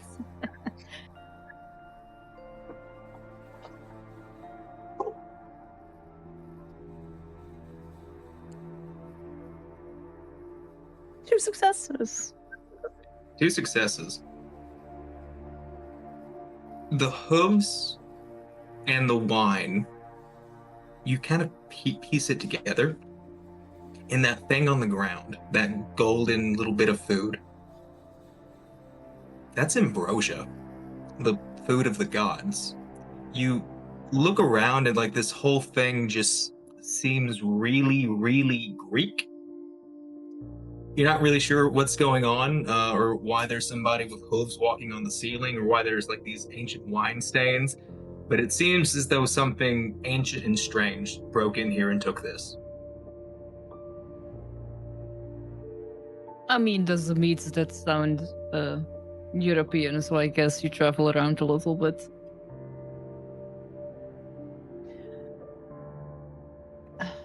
Are we about to leave?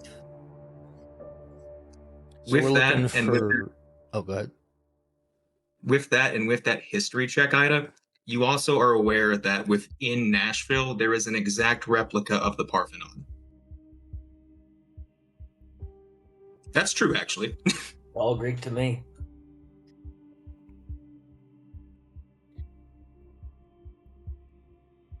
Then let's drive to that hideous remaking of the Greek mythology building. I mean, it's not hideous. It's actually pretty cool. And yeah, It's if we're doing like bacchanal stuff, yeah, let's party. I don't want this. Who wants these? Let's pull out the hourglass stuff. I'll take them. All right, Keith, you stay solid. You are the real one, Keith.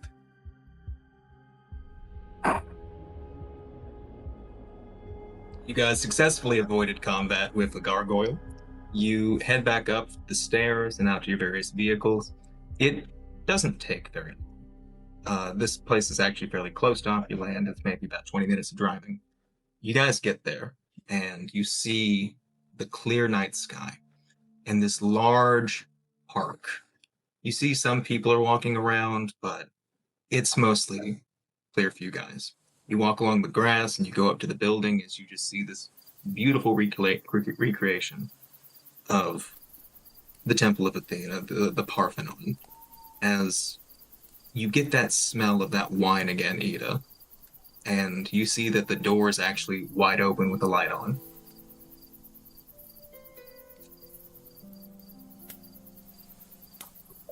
So, what do you guys do?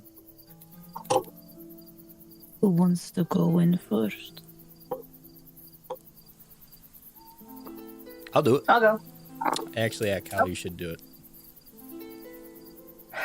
Of course, you're Baroness. And Cal's gonna go right in. As you walk in, you go down like this small set of stairs, and it's the first thing you see. A one-for-one exact replica of the giant statue of Athena that remains in the original Parthenon. You see like the faint lights shining down on it, making it look very glorious. As this goddess of wisdom stands there, this testament of time. To the left, a door is open, and you hear a small amount of chuckling as you look to the left, and there seems to be a gift shop. Does everyone follow suit after Cal goes in? Yeah. I do would definitely go. Mm-hmm. Yeah, So, I'll I was protect gonna you. lean over. I was gonna lean over to Amadi and be like, I've been to the real Parthenon before, and it's just like this. Saw a dude pissing down the steps. Really? Yeah. This is That before the makes a big lot one. of sense. W2. Yes. Yeah, it was lawless Kissing land. everywhere. Everywhere. I will say it is actually a trait of the Ravnos in modern knights after they lost their progenitor to kind of adopt different gods from mythology to kind of like guide them in place of that. As you see this statue of Athena, this glorious tall statue of this goddess, does that incite anything, or does that like resonate with Ida in any capacity? She doesn't follow gods. Just There's religious aspects that she, despite a lot, believes in. Greek mythology is not one of them. She's been in Greece and been with kindred that did severely believe in it, but never had a reason to resonate with her. Gotcha. And with that, it seems mostly barren in here. Besides the, again, left-hand corner, you see lights on what appears to be a gift shop, and you do hear some little bit of movement coming in that direction. Toledo's gonna like look at Cal, do the signal. They don't really have real signals, but this feels tactical to like check out the gift shop. He's gonna point at Cal, point at Cal's muscles. He's gonna pull his gun. I'm gonna nod. I'm going to activate Silence of Death, and then I'm gonna head toward the gift shop. Are you trying to be stealthy about it? Yes. Okay. So as you approach, you see just kind of laying on the gift shop counter, kind of like stained purple with like wine and like holding a goblet, this absurdly handsome man with these like high cheekbones, a perfectly cut beard that ends like this kind of knotted goatee, long brown hair, bronze skin, amber eyes, as you see the lower half of his body is that of a stag or a goat. As you see this satyr, this fawn, horns coming out of his long hair, just casually leaning across the surface of the gift shop like counter, like just relaxing and having a drink.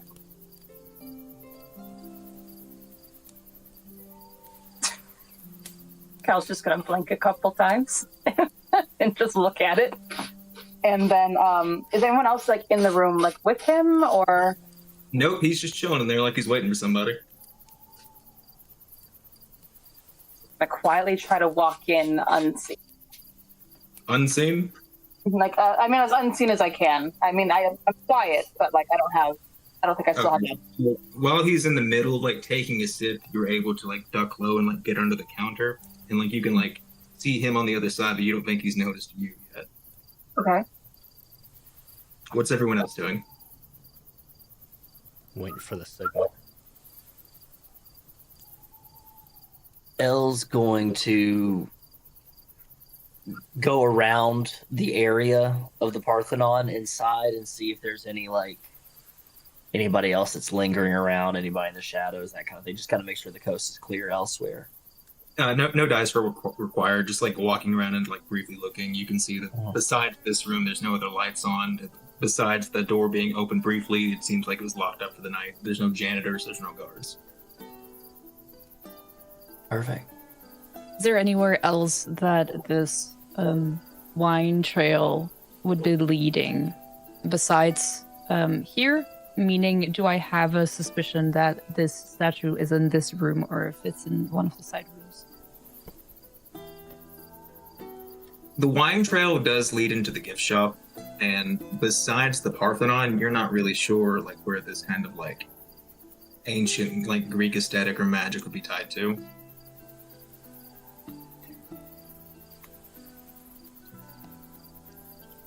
So Cal, what are you doing? So, Go ahead. Sorry. oh no, go ahead. I'm sorry. I think by default, Amadi will walk into this room, immediately activate awe. Oh, Like- fuck, handsome. How goes it? Hello. We are looking for a hoofed creature, and you look like it. Here I am. Are you drunk? Maybe. For you? No. You could be. It is a little bit more difficult for me to get drunk. Oh, I have the good stuff, my friend. Name's Calarian. It's a pleasure to meet you. I assume you and the ones trying to hide from me. You want your atlas back, right? So, Yes. one of the things that Cal's really like big into is mythology. Would she know anything about Clarion? Calarian, you wouldn't know anything about him specifically, but if Okay. you're well versed enough in Greek mythology, you know that this is pretty spot on for satyrs or fauns. That they're drunken revelers. They go to cities and get a bunch of people pregnant and leave. They're creatures of revelry. Mm-hmm. Okay. The hog cranker's ball got it. I'll pop. Well play, Wes. Well play. I'll pop, and I'll also activate all. Double feature. Hi. What brings you to our little town? Actually, you have that in reverse, because it's not technically y'all's town. Just to be clear, I took the atlas because I needed to talk to whoever was using it.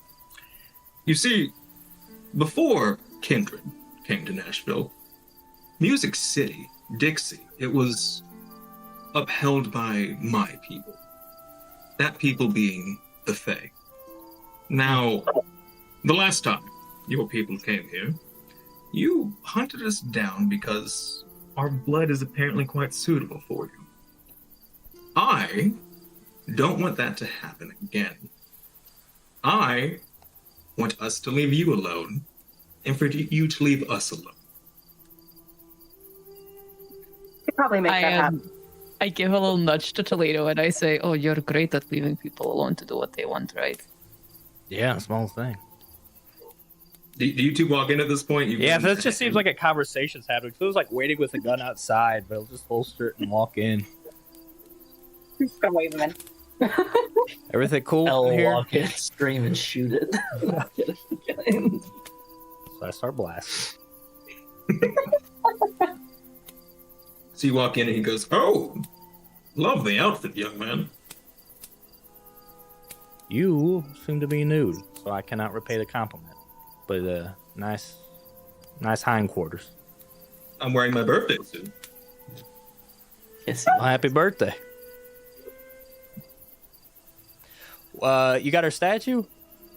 I do have that statue. My question is, I can't honestly tell, which one of you is the leader? That's me right here. What, are you sure? Yeah. No, sorry, the posture threw me off. I will say, I want the Fae of Graceland to be left alone.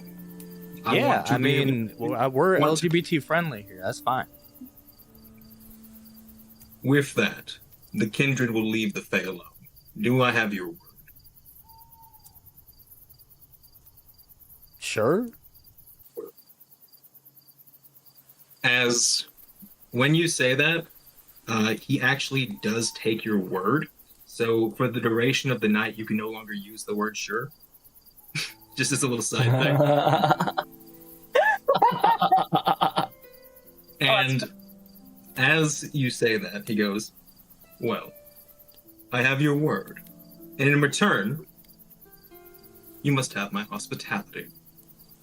Meaning, I don't take that. Like, I appreciate the thought, but I need a little more.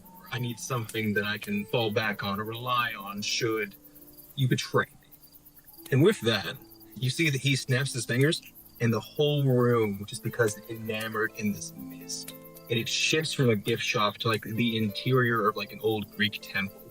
And you see that there's this large table with this big grog in a ladle, just filled with wine, and like for each of the sides, there's just a bunch of different like goblets and cups. You see that as he sits down on one side, he gestures to all of you to sit down. We shall play a game of hospitality. We shall conduct the trials of Dionysus.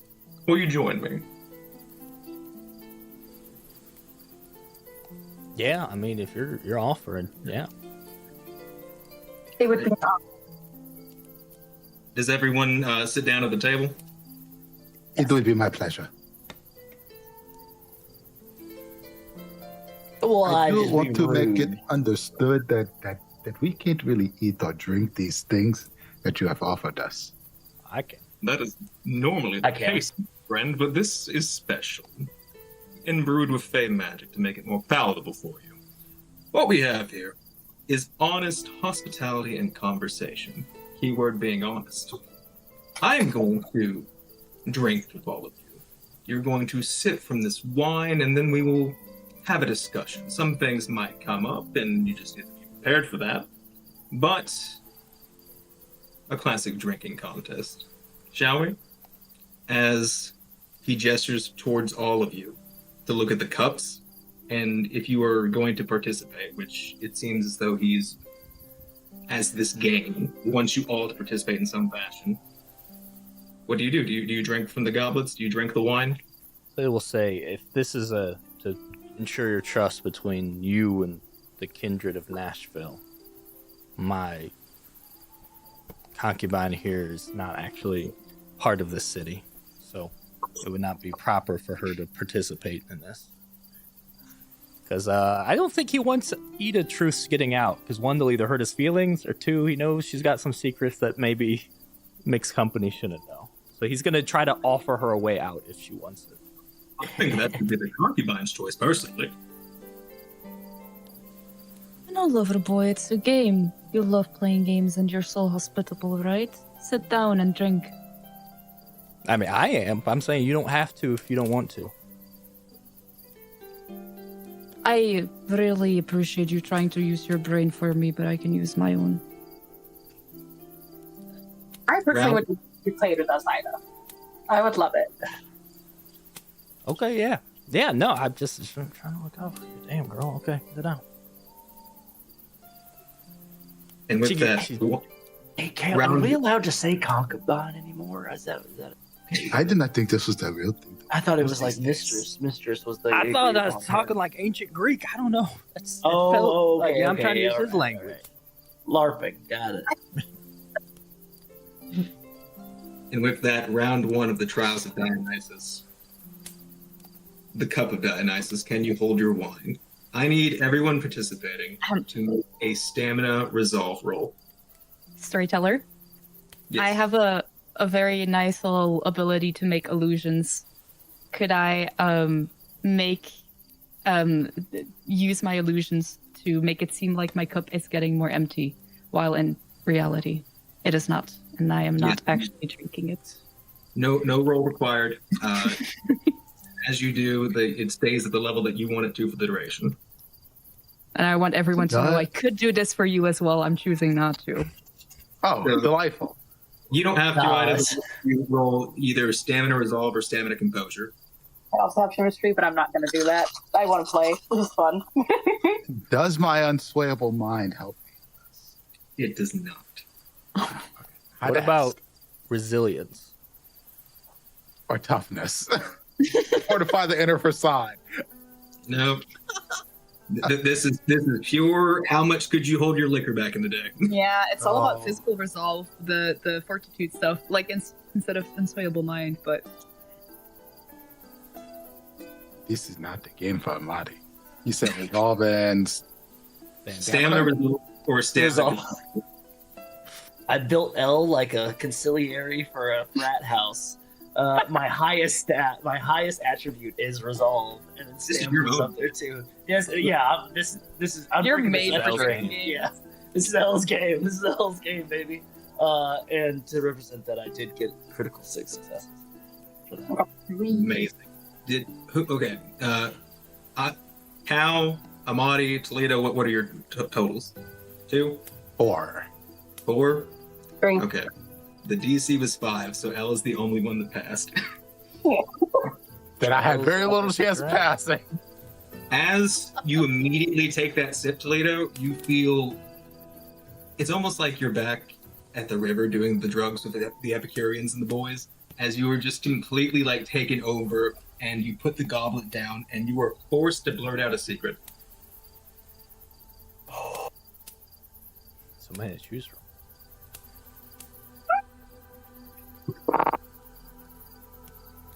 I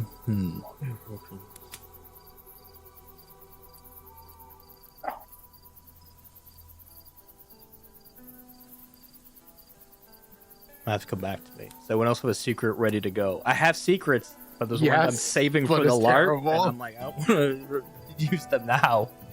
Yeah, you don't I'll use this now because it's true and it probably won't hurt that much.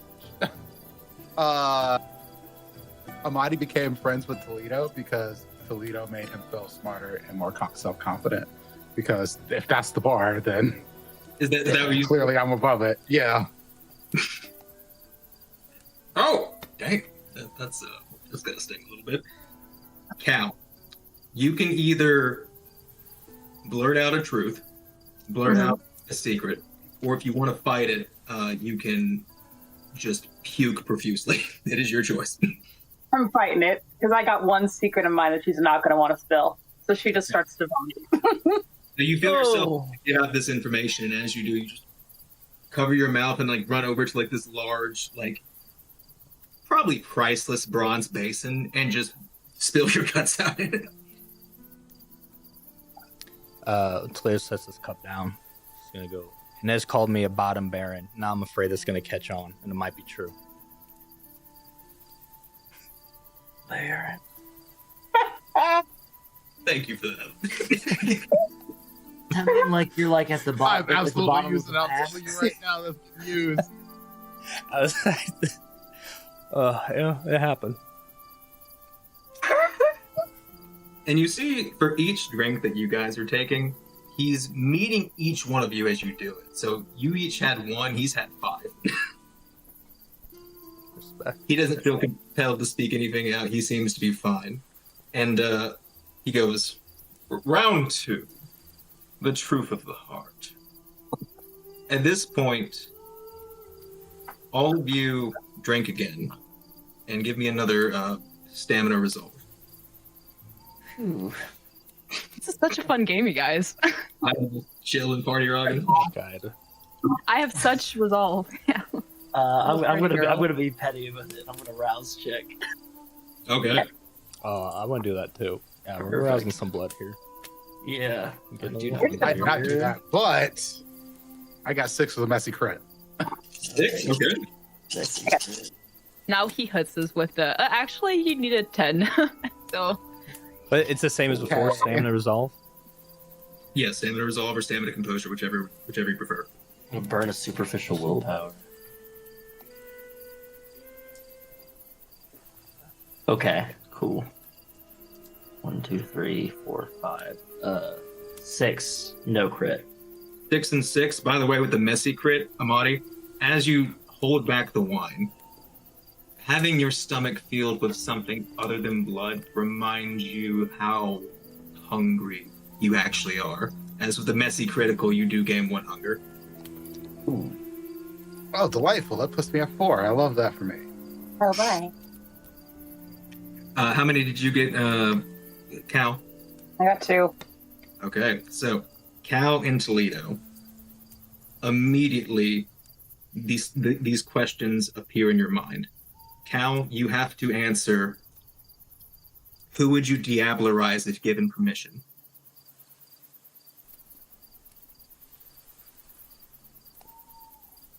Oh, Worst shit. fuck, marry, kill ever. if it isn't Toledo, I don't know what the right answer is here. Excuse you. I'm going to think about that one. Okay, we'll dial back to you. Toledo, the question that you were forced to answer. What part of being a monster do you secretly enjoy?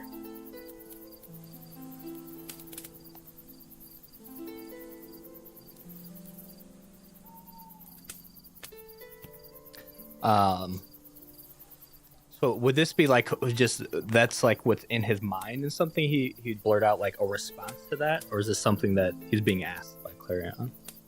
No, it's something like as you take that drink, the magic of the drink brings forth the truth, and that is the truth that it brings forth. So you need to speak out. What part of being a monster do you secretly enjoy?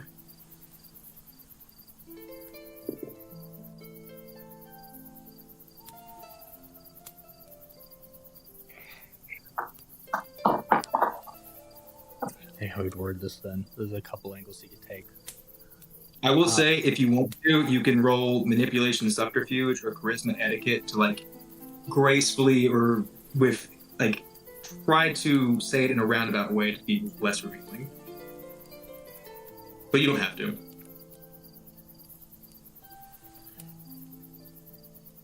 I think he'll answer this in a roundabout way of he'll take a drink, sit down,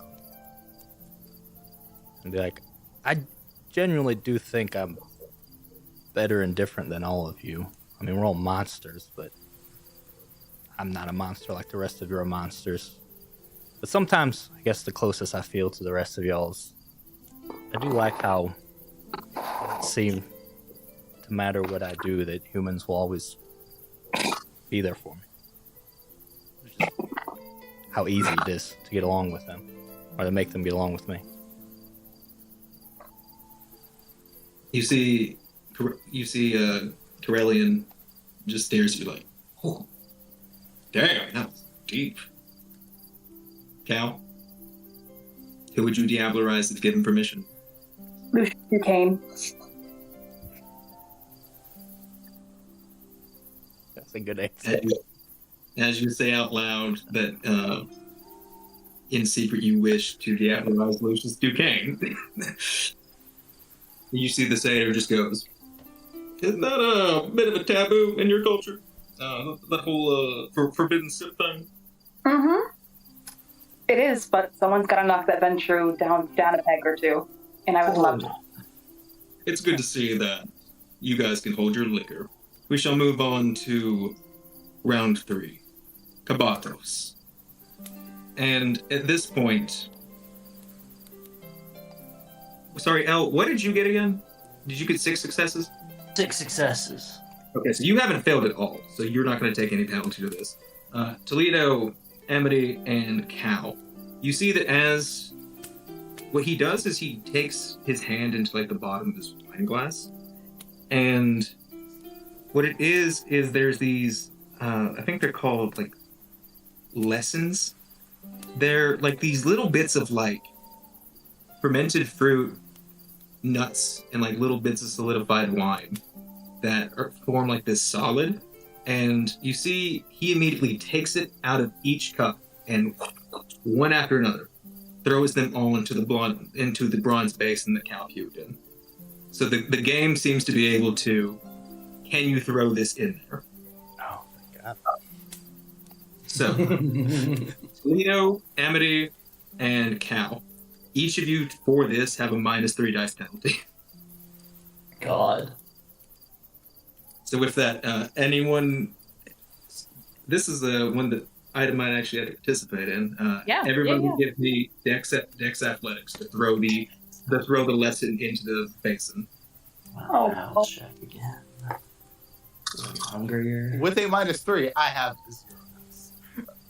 I literally only have. Fuck me. You roll one die. Roll. You roll 1 die. Let's say you make it if you get a 10. Okay. Holy shit, I got a 10.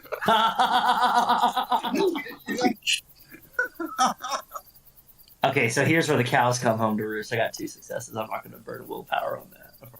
2 successes, okay? 1. These dice suck.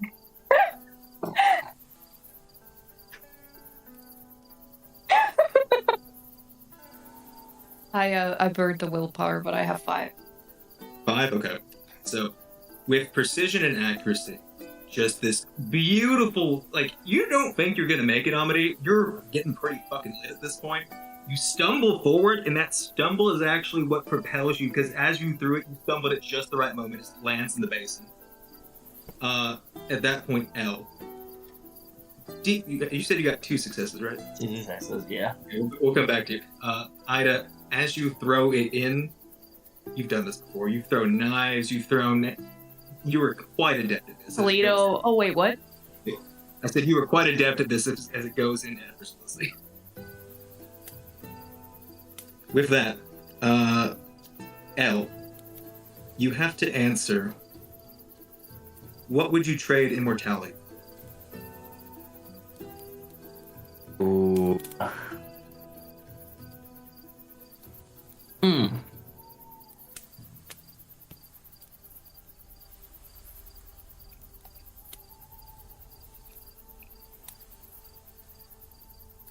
One sunny day at a watering hole.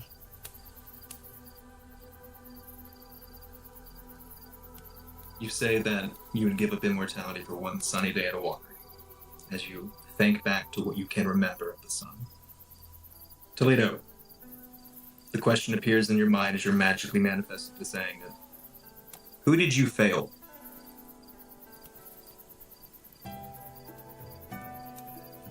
Who in this unlife have you failed?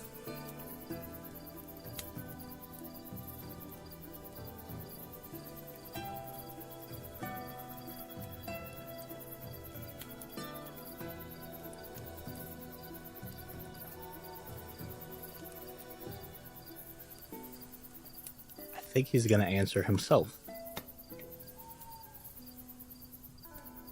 Okay, how does he say that? I thought I could be better than everyone, but I've recently learned that I'm not.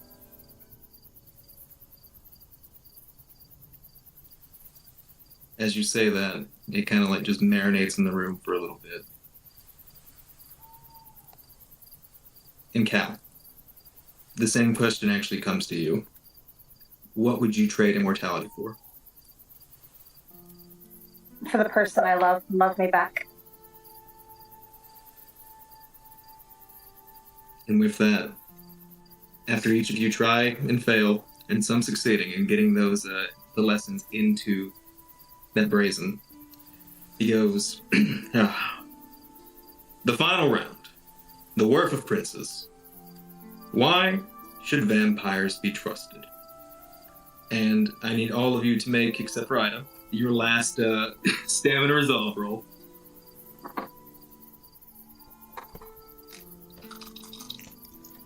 More people should play Ravnos. You know, we only have 6 Ravnos in DE, but look at the benefits. Honestly. Illusion's good. 3. 3? Okay. 5, 6, 7. 7? 3. Maddie, what about you?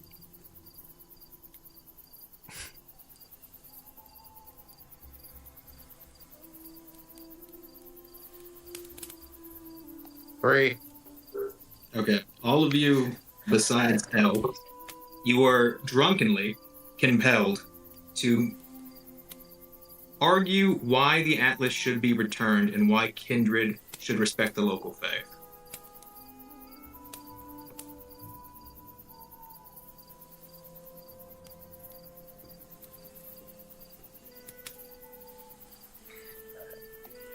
Okay. Yeah. This seems better to be simplified, my dear. The Fae bring revelry and drunkenness. And drunk people make terrible, terrible decisions. And when they make terrible decisions, they often make these terrible decisions with their money. And the money that they make terrible decisions with usually goes into my pockets. And so I benefit by your successes. And the reason you should give this back to us is because I don't want to die. And I don't want Toledo to die because he is a useful idiot. And he's my useful idiot. I don't want anyone else to have my useful idiot. And I say that out of love.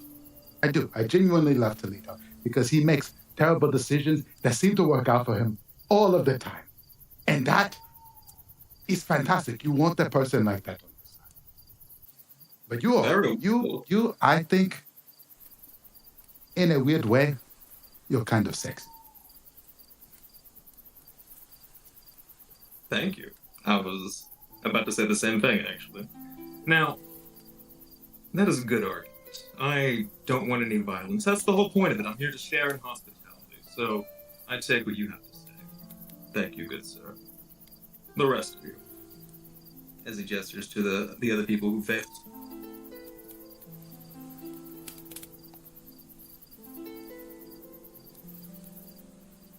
We strive to be better than the ones that came before us.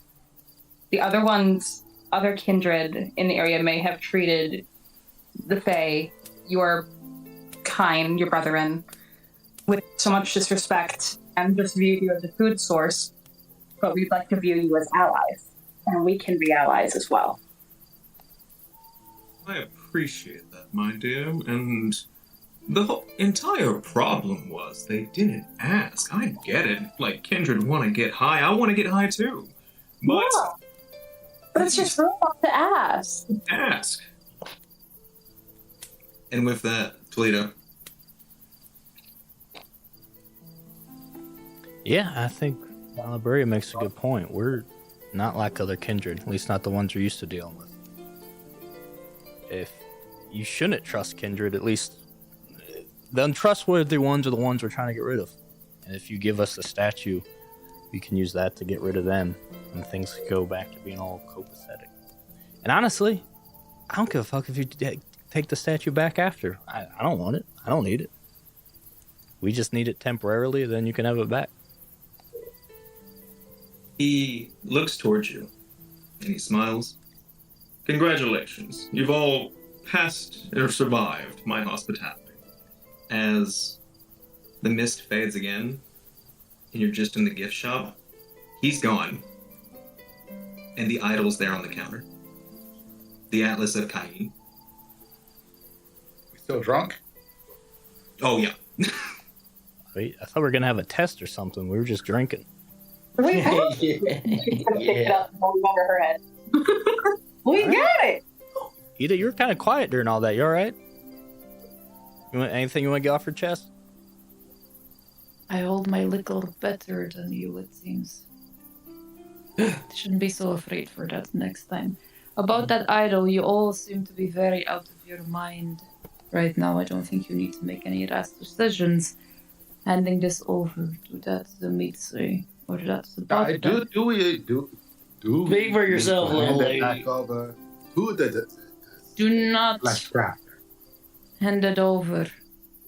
That's what I thought. Okay, we all understand. No, we're gonna kill him, right?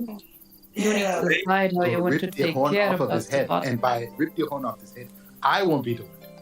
That is very, very dangerous. There's a dagger in the vault, like a dagger of Enoch, and I think maybe you could take that thing, dig it right into the horn there, bro. Yeah, Was without yeah. the dicks. Yes, exactly. You go ahead and pop that in, and you just pop that sucker off. And then... We just find a giant. We get Kevin, and we just smash Kevin into that horn and smash it. Just smash him kindred with the gargoyle.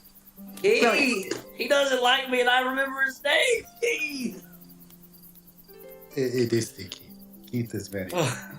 I don't want to hurt Keith. Keith and I are going to make business deals very, very soon. Okay. Get Keith at least 3 Bitcoin. At least. That's how much you're charging these days. Who is holding the atlas? I think I am. Cal, you stand there holding this atlas. And as you do, all of you at once hear, Did you not think we were tracking? as standing outside the door is the Sabbat pack, the jawbone of the lamb, but the person, the man with the horn, is not himself. You see that he has become what basically looks like biblically accurate Maharaga, as he has assumed this massive, horrid form of white flesh and thousands of eyes.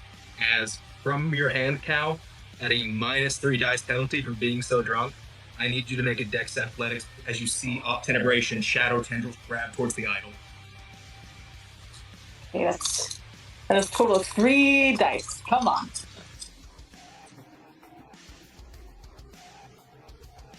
I'm gonna re-roll that. Then superficial willpower.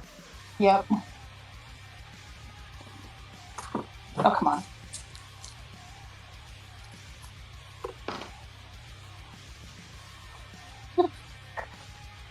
One success. That is 5 successes on behalf of the arms of Aramad, as the idols ripped from your hand by these shadow tendrils and land through hands of this Latin American teenage girl, and she just takes the idol and smiles. And at that point, you see this, again, biblically accurate, like Maharaga, this horrid form, turns around and a tail sweeps out towards you, and you see Ida, this tail strikes directly at you. I need you to make a dex athletics check. Can I use my rapid reflexes? Yes. Does that let you add your celerity to it? It gives you, I don't know, either you say it, I add my celerity to it, or it's just faster reactions and stuff. Okay, we'll say you can add your celerity to the roll.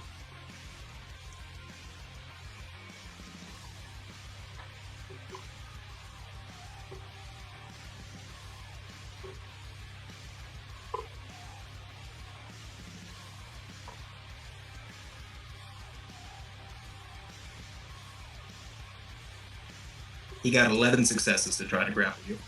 Oh my god. You know, a willpower, but I won't meet that.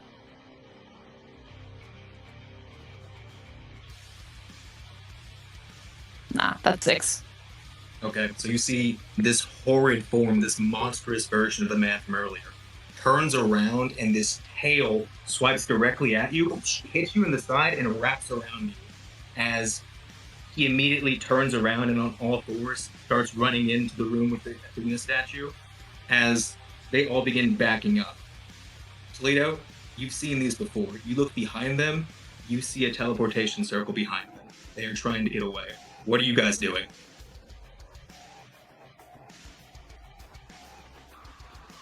I'm gonna go pummel a little girl. Okay. You're gonna see Elle is gonna take the knife and cut the hand, and you're gonna see tendrils gonna start to form. I'll do a rouse check. As you do that, you see that she draws the sword and just smiles at you. Don't you need to be in school or something? It looks like aggressively speaks Spanish at you. Como se dice? Fuck off.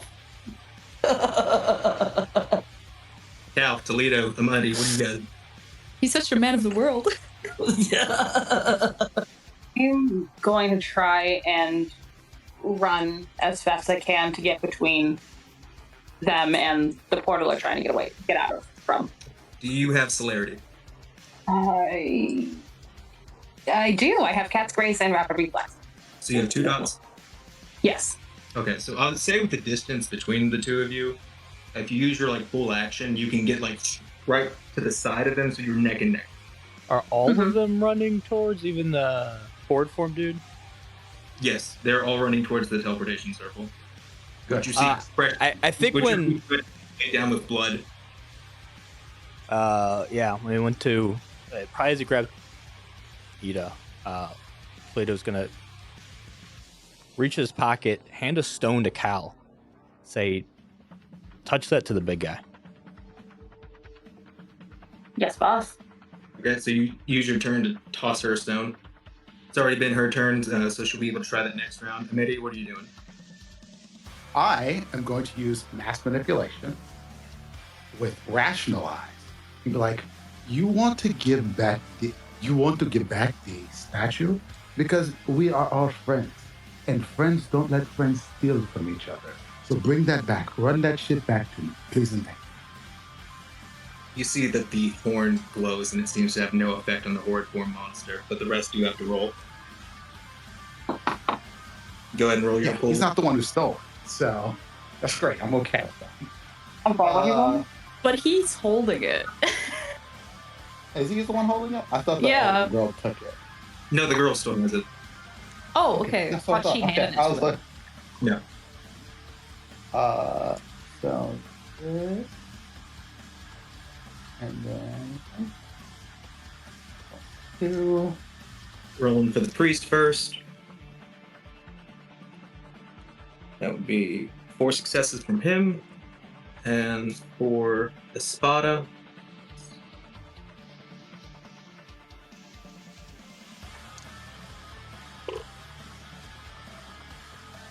she will spend a willpower.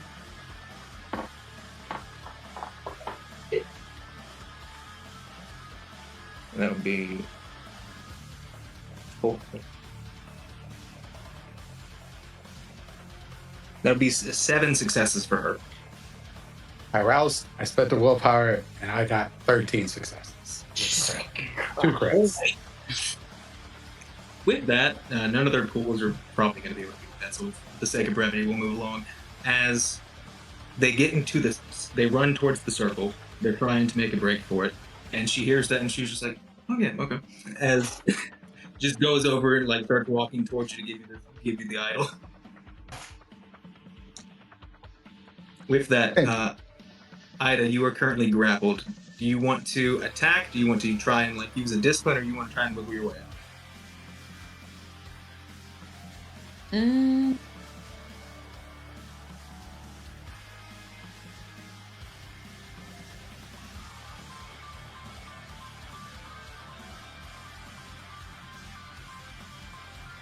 Okay.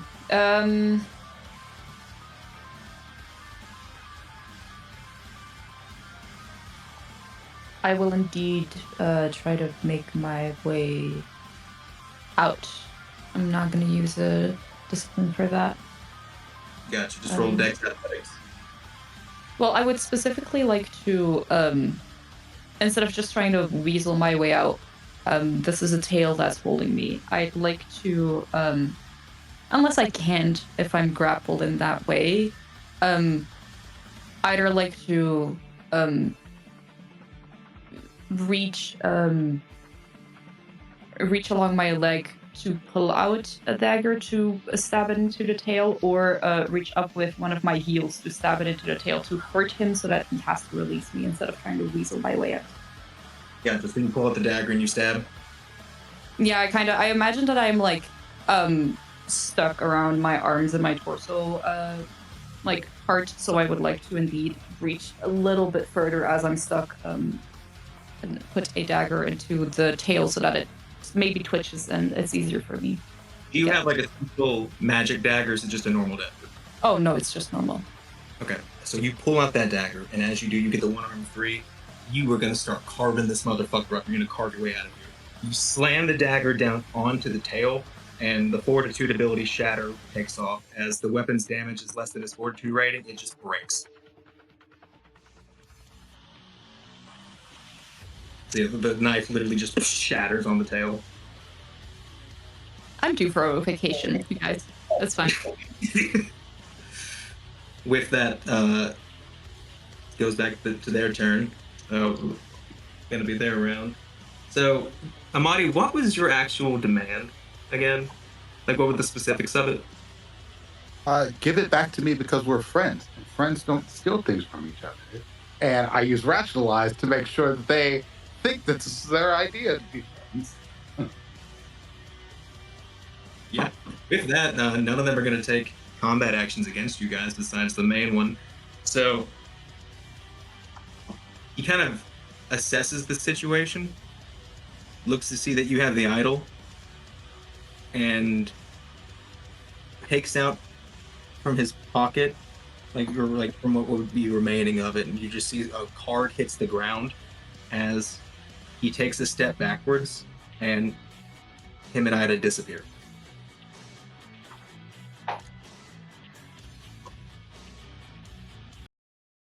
At that point, you guys have the item, and you see that these people are here. They think it was, again, with the mass dominate, fucking clutch, dude. Avoided a whole combat with that, basically.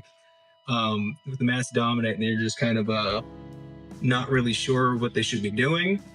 So they kind of like grab their stuff, and they're going to head back to their base. And you see the card dropped on the ground is simply just an address written down. I love you guys. Have a great night. Enjoy the rest of your evening. Get home safe. Don't drink and drive.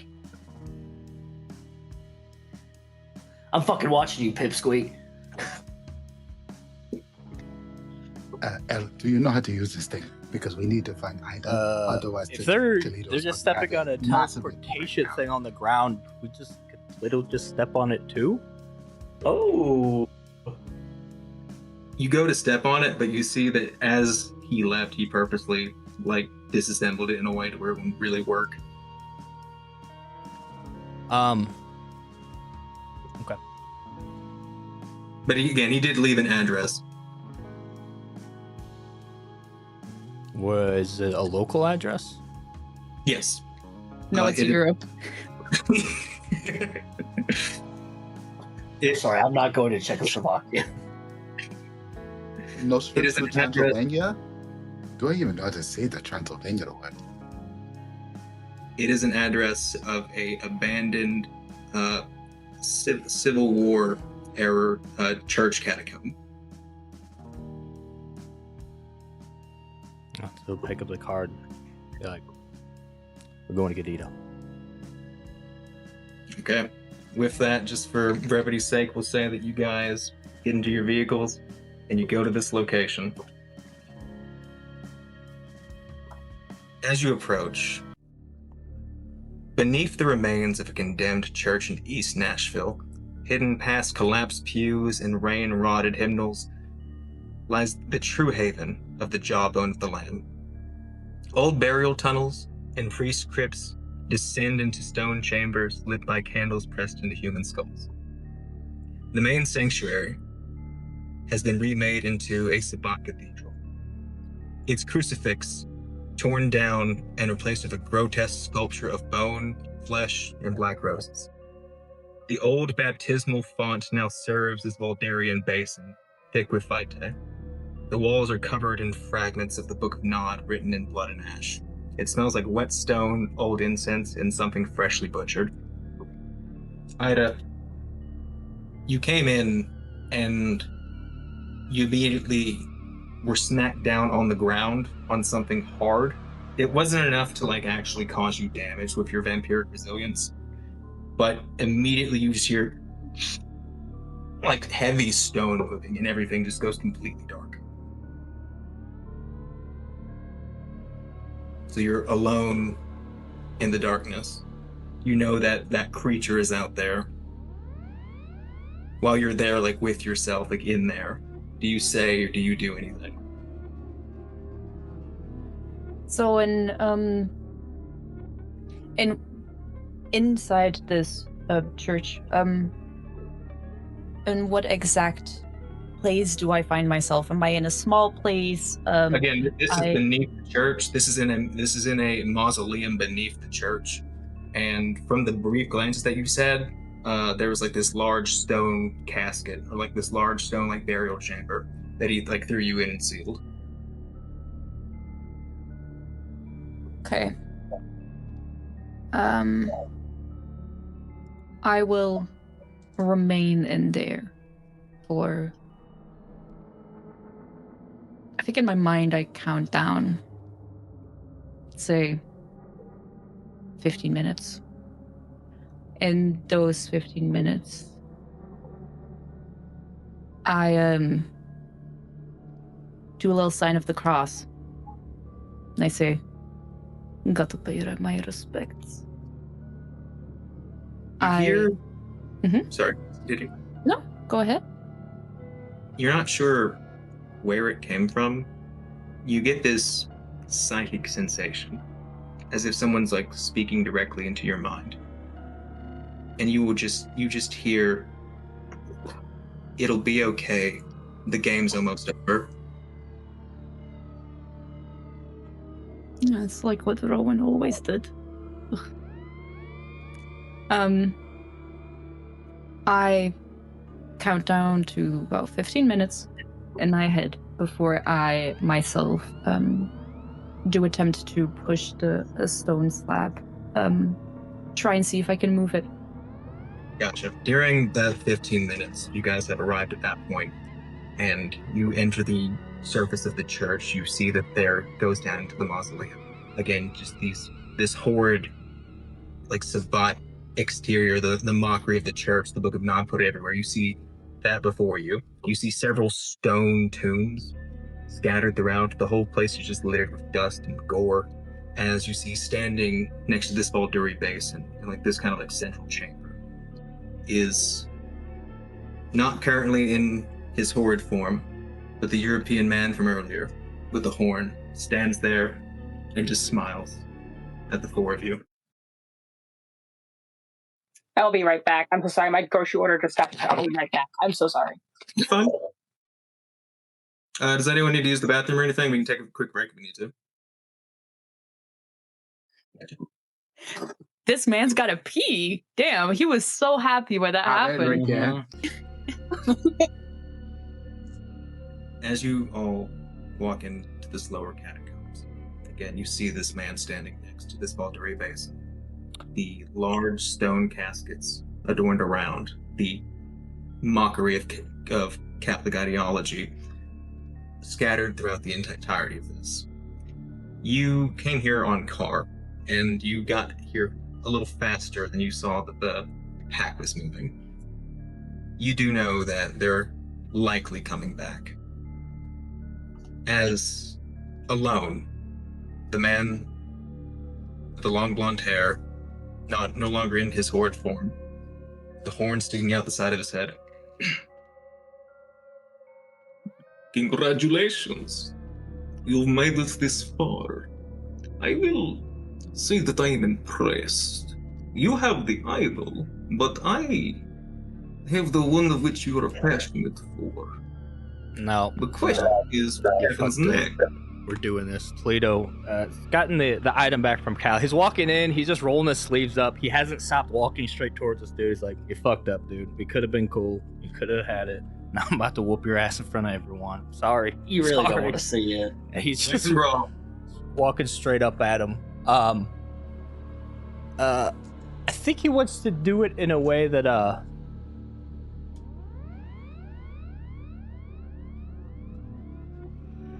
It was to just grab the dude, essentially. Not even necessarily hit him at first. Just like grab him. And to like grab and shake him, or like actually get him into a grapple? More just to make contact with him.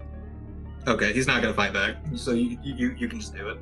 Okay, do that. He's just being like, he'll grab him, and then one of his hands he has this little rock that he's just gonna tap him with, which is a stone of true form. So this dude has to make a resolve occult roll, or be forced back into whatever his original form is. And I'm assuming it wasn't born with that horn. So we're gonna put him back with the horn. I'm rousing for this. You said resolve occult? Resolve occult. My intelligence plus.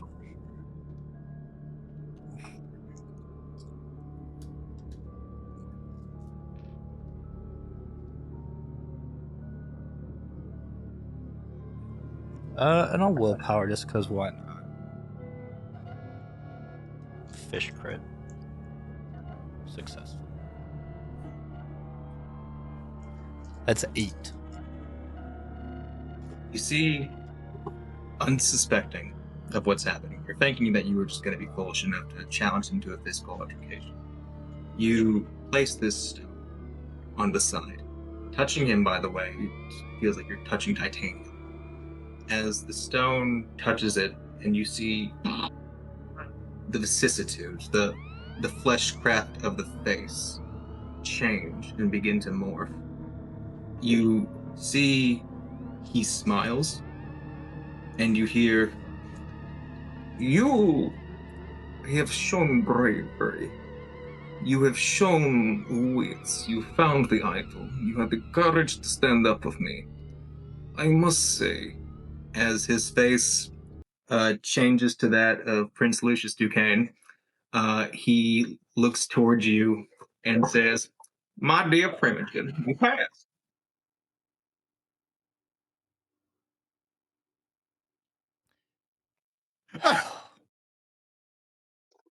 What the Kentucky Fried fuck is going on? You took my girl as a joke? I didn't do any of this as a joke. Those Sabat are real and they aren't coming back, and we will need to deal with them. I did this because I needed to test you. You coming here, laying down your flag, saying you're going to be my next door neighbor, saying you're going to do this, do that, and start all this. But I've never even seen you fight. I've never seen you take charge. I haven't seen you be a leader. I wanted to know if you could. You know how fucking careful I was for all of this? I had Darlene in the back helping me with the chemistry, been doing everything I can to make sure no one died. I needed to know that you were willing to make hard choices. I needed to know that you were brave.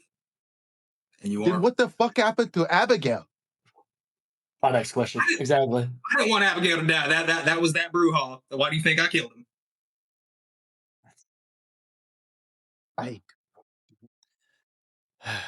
should probably. He goes over and he opens the tomb for Ida. I get that you did what you thought you had to do. And honestly, all of this. Cal, I remember what you said earlier, Cal. Get out of my way. Look, Lucius Duquesne is a friend of mine. But you have terrible friends. He did touch Ida. So Cal, please beat this man's face in. Please, if the conversation, if that is happening, I would love for if the moment that Cal has like the go to go forward, when that assuming again, if this tomb was in this room, I heard the stuff that was said because stone echoing as fuck. When the tomb opens, there's no one in there. And as Cal is like, "Oh, let me go." I think Lucius gets a mean righty against his face from behind from an unseen force. Yep. As you punch him in the back, he actually still had shatter up, so you take 5 superficial damage. But I have like fortitude stuff that halves it. You- So, but yes, It's halved again because you're a vampire, so you only end up taking like 2. yeah. So you punch the back of his head. It doesn't move slightly. It hurt your hand a little bit, but it did feel good. Does Cal swing too? What all is in the room with us? Like, what furniture is in the room? There's a large basin right next to him, and there's several stone sarcophaguses. Cal's gonna grab that basin, and she is just gonna reach up and just smash it over his head. Full on Okay. chair shot in the basin. So so much he money on looks this at party. you like, So I much. probably have this coming, basically.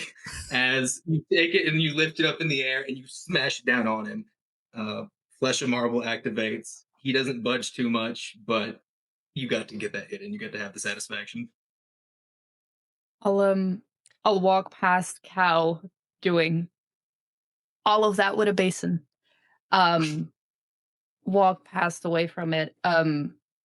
Kind of towards the exit, but for that passing by the others.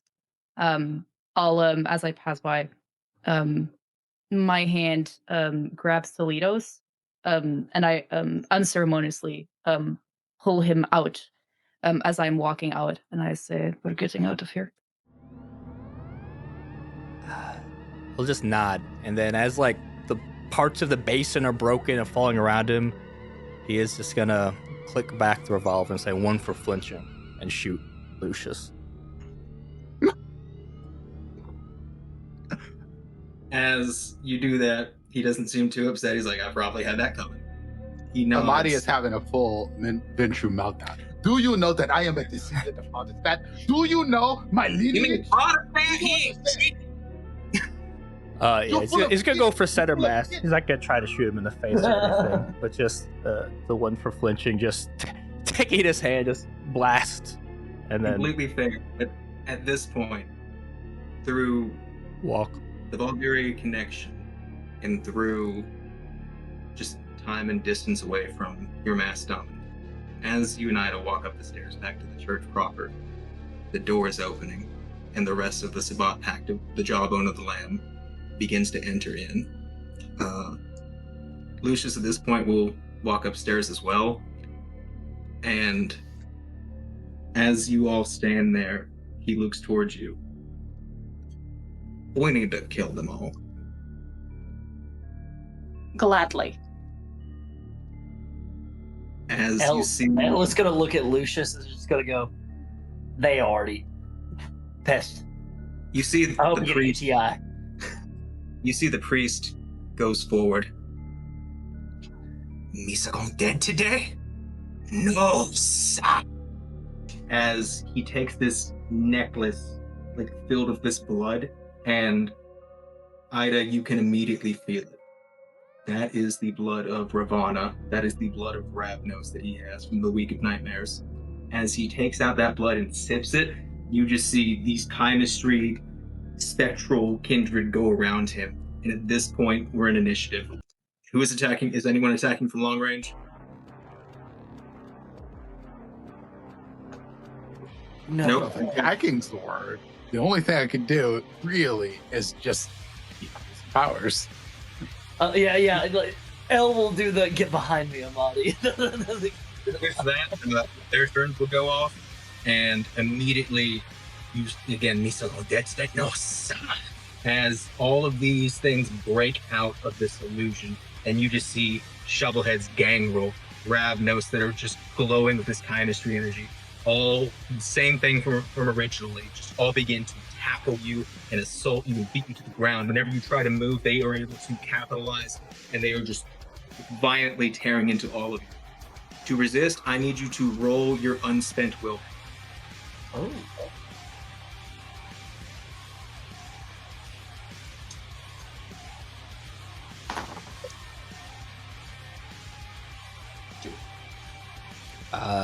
Does Swayable Mind help with this?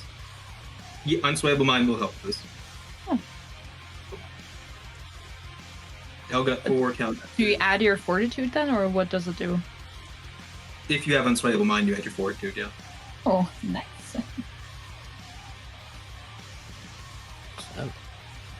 7, sweet. 4? Okay.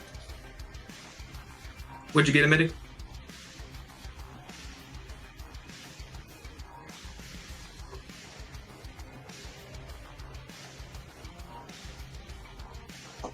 My boy's so confused. He's so confused.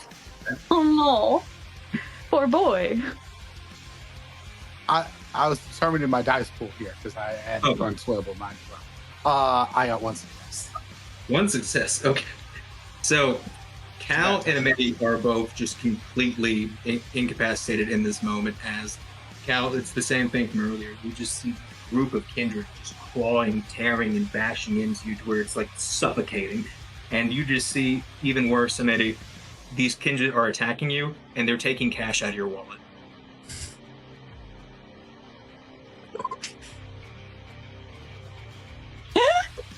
These punk bitches, I'm going to destroy their fucking souls. Just let me. Never let seen me him get this up. mad. No, it's okay, Amadi. Please. You see immediately the two like skinhead-looking ones, the large man and like the kind of like female counterpart. They run forward as fast as they can, and you see that the muscle mass of the large one goes down significantly in his legs, as his what were like thick, powerful legs become like rail thin, and the legs of the girl triple in size as she begins to sprint and is able to get right up close to you guys. As that happens, you see that these tendrils of shadow come at you, Toledo. Go ahead and give me a Dex Athletics.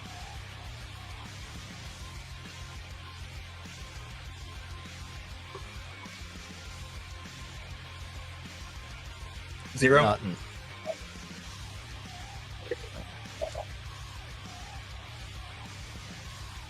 That'll be, you are grappled and lifted into the air with these shadow tendrils, and you take 5 superficial damage. As you see this Spanish La Sombra girl just smiling as she's beginning to crush you with the arms of Armand.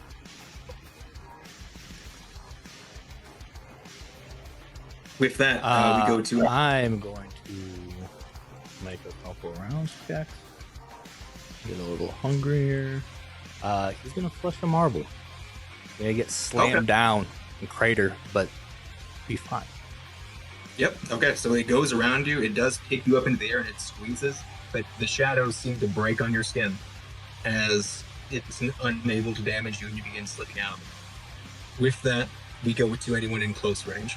So that would be the charged up female of the two, and Cal, at the top of this, you can go ahead and roll your unspent willpower again. Same with Medi. And anyone operating in close range, now's your time. So Ida, L, are you attacking? What are you doing? I'll rouse Vanish. To get hungrier.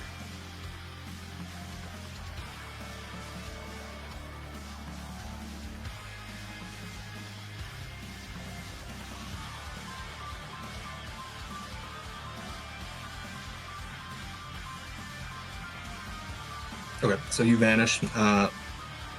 Cal, Amity, what'd you guys get? 1. I got 4 successes. 4. Unfortunately, you're both still stuck that way. As you just taking out Benjamin after Benjamin, you see they actually grab your credit card this time. And they're just laughing and like jumping around and they begin storming off with it. And as you do, they just keep tumbling you back to the ground. Cal, you can almost see nothing at this point. It's suffocating. It's all around you. You think you're going to die. Oh, she's got frenzy. And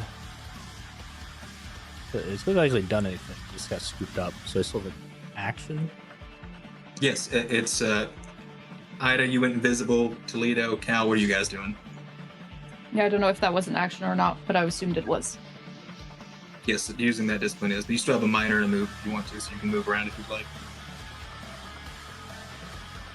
I'll move out of the way and I'll position myself at their backs, but that's open for now. Toledo, L.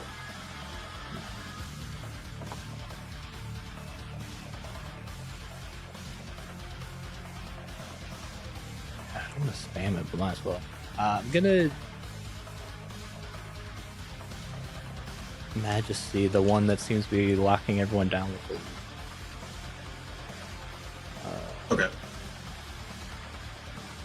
And for his turn, Lucius will just assume his horde form. Takes a turn.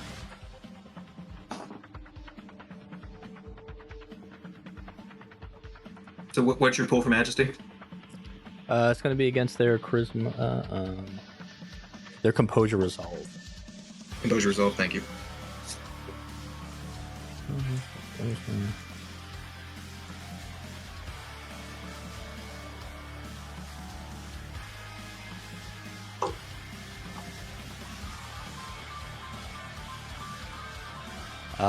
If an 8 is a mess, it is a messy.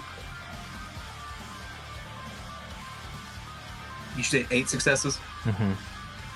You got 4. As a messy crit, you will get 1 hungrier. As you assume this form and like feel this like radiating power of presence throughout you, you feel the beast gnawing at the back of your mind. Part of you wants to drink all of them down. But you assume your majesty. What do you say? Like, what do you do? Yeah, I know you don't want to be part of this. Here's what you're gonna do for me. And you're gonna sit there. You're gonna watch what happens to your friends. And then if you're real good, I'm not gonna have my librarian here put your head between a couple of Sarah J. Maas books and smash it like a hydraulic press. Alright? You see, with the little sip of Ravnos' blood that he took, he's supercharged on chemistry. Like, the power's like literally just radiating off of him, like the sycophant, just ready to use these powers. But he stops. Oh, you Badman, I'm Badman. As he looks off to the side and like shakes his head, and the illusionary attack stops on Amidian, stops on Cal, as he goes down and sits in a church pew and watches. Yeah, they're just gonna glance at Cal to start fucking hitting things. Elle, it's your turn. What are you doing? Little girl still trying to hold on to Toledo. The shadows are still around him, but they're not Okay. currently. Okay, well then,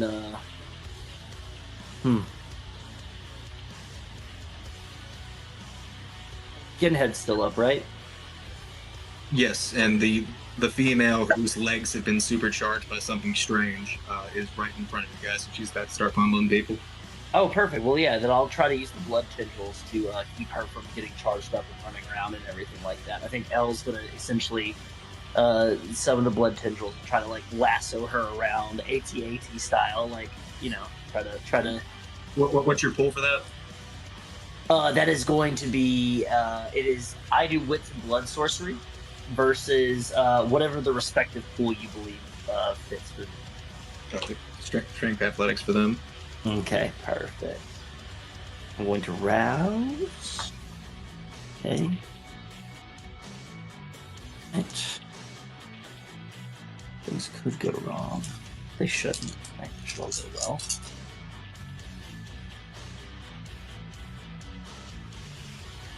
well. Okay. Not as good as a Yahtzee as I want. I'm gonna go ahead and burn a willpower again. Screw it. Why not? They got 6 to resist. Oh, okay, perfect. Definitely need to burn that willpower. I'm looking at 4 right now. That is a 1, 2, 3, 4, 6, but not a critical. I just need it.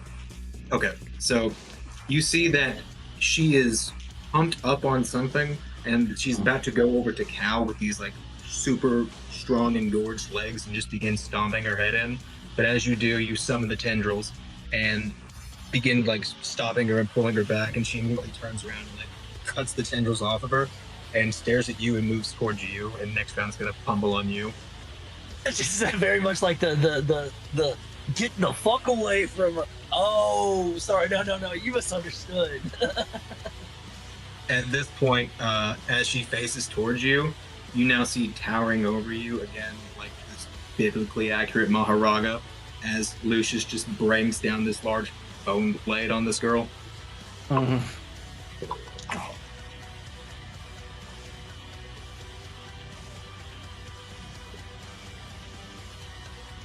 The cows for this.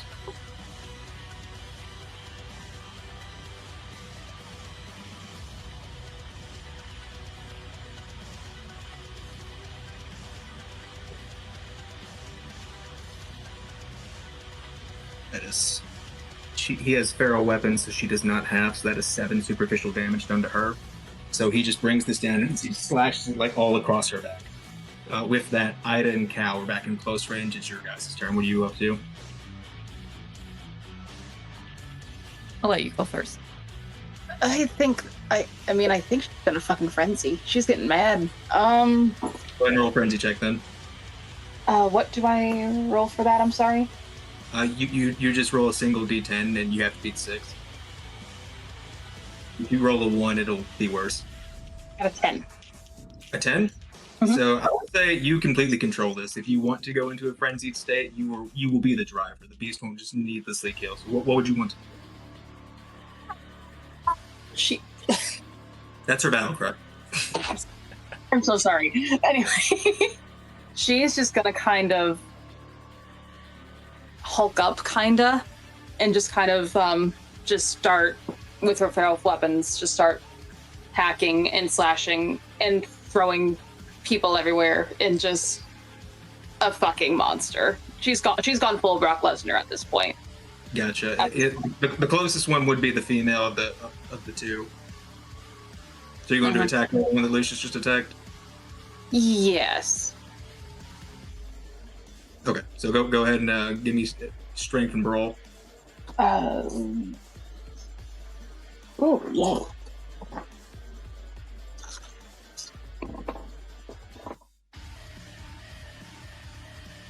Four successes. 4 successes.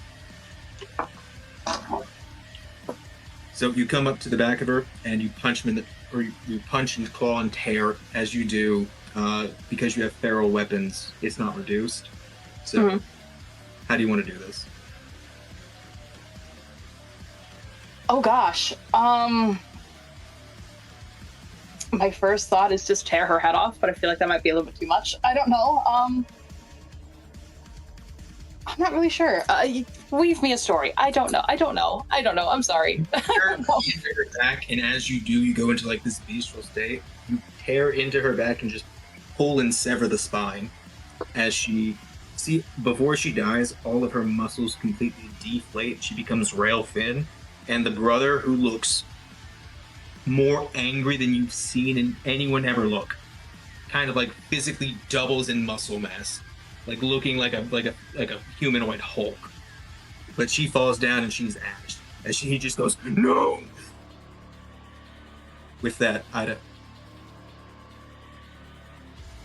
I was planning to do something, but if he hulked out, I guess I could still try it.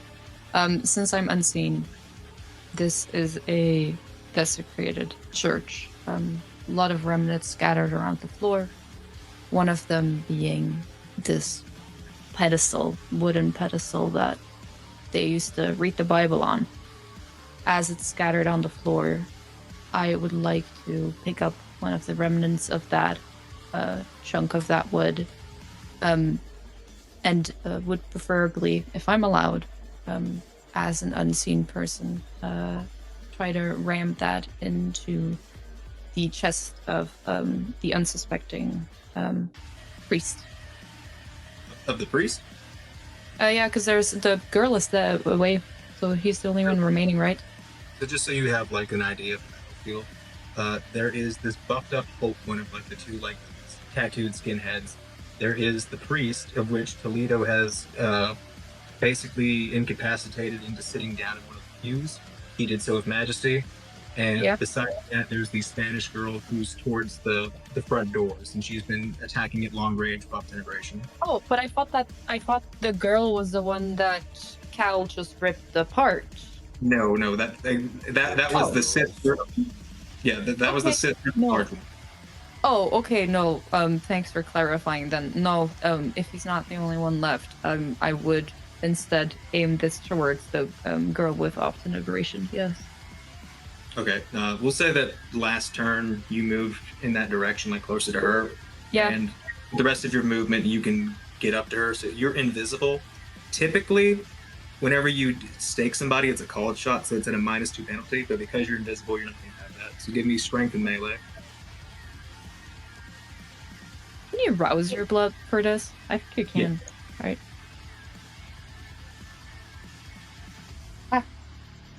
You got to roll to see if you get hungrier, though. Yes. Which is I have a success on that, so I rolled that. So then a strength and a melee. Yes. No penalty.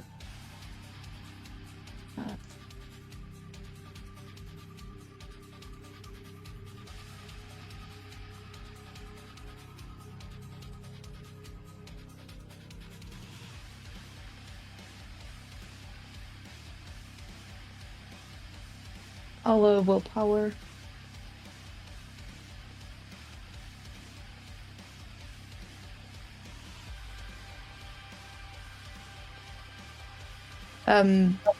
Six. If that fails in some way, I do have a 1 on a hunger dice.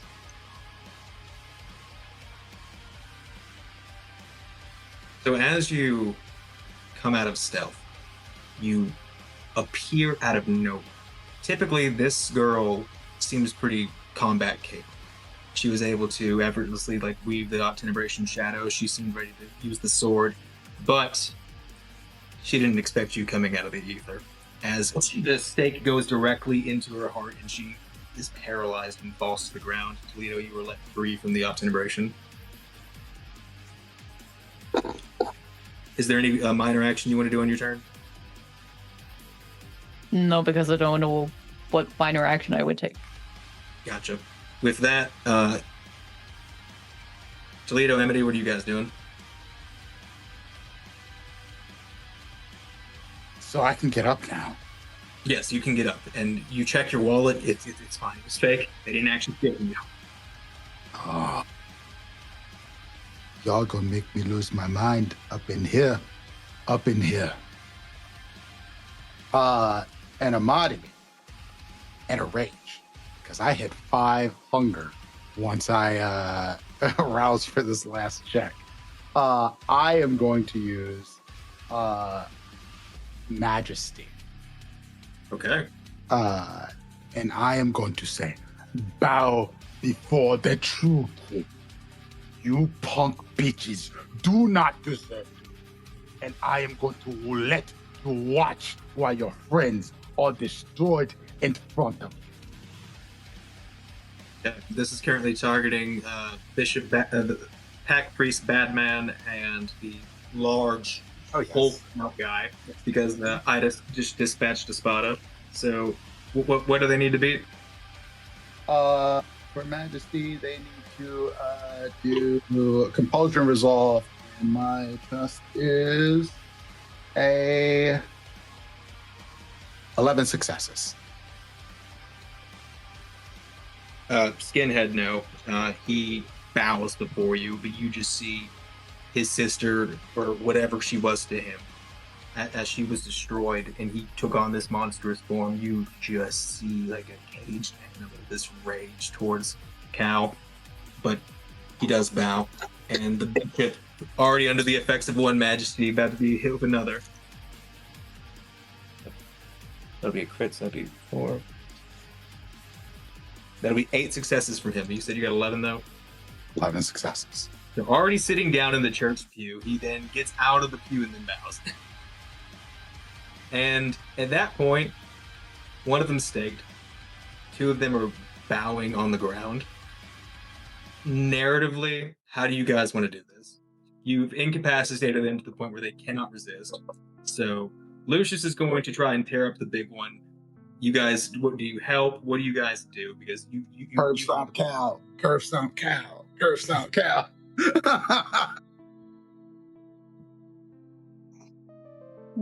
Yeah. Toledo doesn't want to be around for the gratuitous violence, and also, I think he's gonna take Ida's hand, and if she lets him kind of at least step out of this creepy area to let Cal and Lucius finish these people off, or whoever else wants to. Okay. That's fine. Narratively speaking, I'll say that she accepts that, but with her other free hand, she hoists this petite woman that she staked on her shoulder to take her with. You can't keep eating people. What are you gonna? What's your plan with her? Walk outside and I'll tell you. The last thing you guys see is as they're tearing them apart. At one point, you see off the center, Lucius just grabs the idol, and he looks at it, and he's thinking about smashing it. He's gonna ponder that for a minute as you guys go outside. But Cal, you curb stomp this guy, and just blood and gore goes everywhere. You guys tear apart the priest. Light work after the dual majesty and the staking. With that, Toledo, Ida, it's getting to that point of the night where the sun might be coming up soon. You see the sky is that dark blue turning into light blue at the distance. There is this old Civil War graveyard out in front of you. And Toledo, you know that tonight you were tested. And even though it was annoying, even though it might not have gone the way you planned, or it might have been different, you know that you did win the day. And the only people that died tonight were the bad people. So, And Abigail. And Abigail. Do not call Abigail a bad person. I don't care How if she dare was you. Fucking king. son of a bitch. You take it back. You take it back. She's an angel. She's an angel. She got her wings tonight. you two are out there. And Ida, you have this staked Lasombre teenager. The two of you are out there. You know, you don't have too much longer until that sun comes up. What do you guys do? So if you're smart about this and if you want to keep this barony a little longer, I suggest you, one, I'm taking this one to get more answers out of them because there's no use not knowing where they came from or if they're alone. So answers are getting out of this one. That little atlas, it's not safe. If you allow me, I'll bring it out where no one can find it. Yeah, it's yours. But you have to promise me you're not going to do anything crazy with her. Like eat her. Yeah, like either. Promise I won't eat her. I don't care about that. I generally want answers out of the Sabbat. Then she can go. Okay. So I'll clean up this mess. And you go in there and you clean up yours, Baron. Okay. And with that, you could go in for a moment. There's some talking back and forth. Lucius does, before smashing it, decide to hand off the idol to Ida, as the two of them probably were informed by a similar individual of how this needed to go down and how the atlas needed to be secured. With that, as kind of like a condolence for tricking you and for going about the situation of dealing with that Sabbat pact and the situation of like getting the idol of the Atlas of Cain in the weird, like twisted roundabout way that he did it, he apologizes to you. He thanks you again and applauds your leadership in this time, and has agreed for the next year to completely fund your barony. Just gonna look at Amadi, like, see how it works out. Yeah, I think he's gonna pull Lucius in and get right in his ear. And to everyone else, we see kind of a scowl on Toledo's face. It's like, listen, that was actually pretty cool. Glad this worked out with us, buddy. He whispers into your ear, you see, I thought this would be a fun way to go about it. I'm glad that you see what I'm putting out there. You know I appreciate the theatrics. But Hey, we gonna get fucked up in LA? you know it, brother. Yeah. And I mean it. Then he shoves Lucius off and says that out loud to everyone else. And like 80s freeze frame as you push him off, and it just kind of like stops there if Lucius having an embarrassing face. The 80s music starts playing, and that's what we'll call it for tonight. Hey.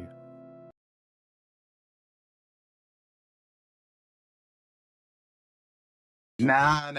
I'm drinking. Sucks that Ida dies like this.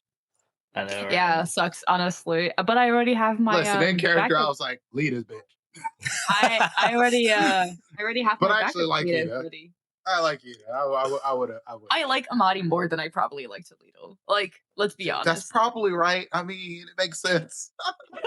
We We bonded work last together time. closely. We bonded last time. Sucks that Ida dies like this, man. Damn. Yeah, sucks. Sucks that I have to come back to DE with my creative backup Bolito. No. One of the nights I'll play Ida, you play Toledo, just to see. There you go. Oh, There you absolutely. go. Yeah. Would There has love to be that, actually. if honestly, I beg for there to be a plot line in DE where personalities get switched. Yes. I'll give you a cowboy hat. You give me the wig. Wait, I know a storyteller. Let me pitch this to her. Yeah. I'm also gonna go grab water.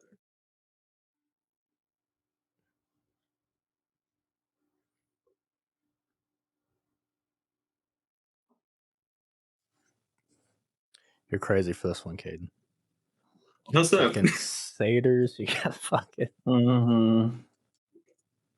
I love it.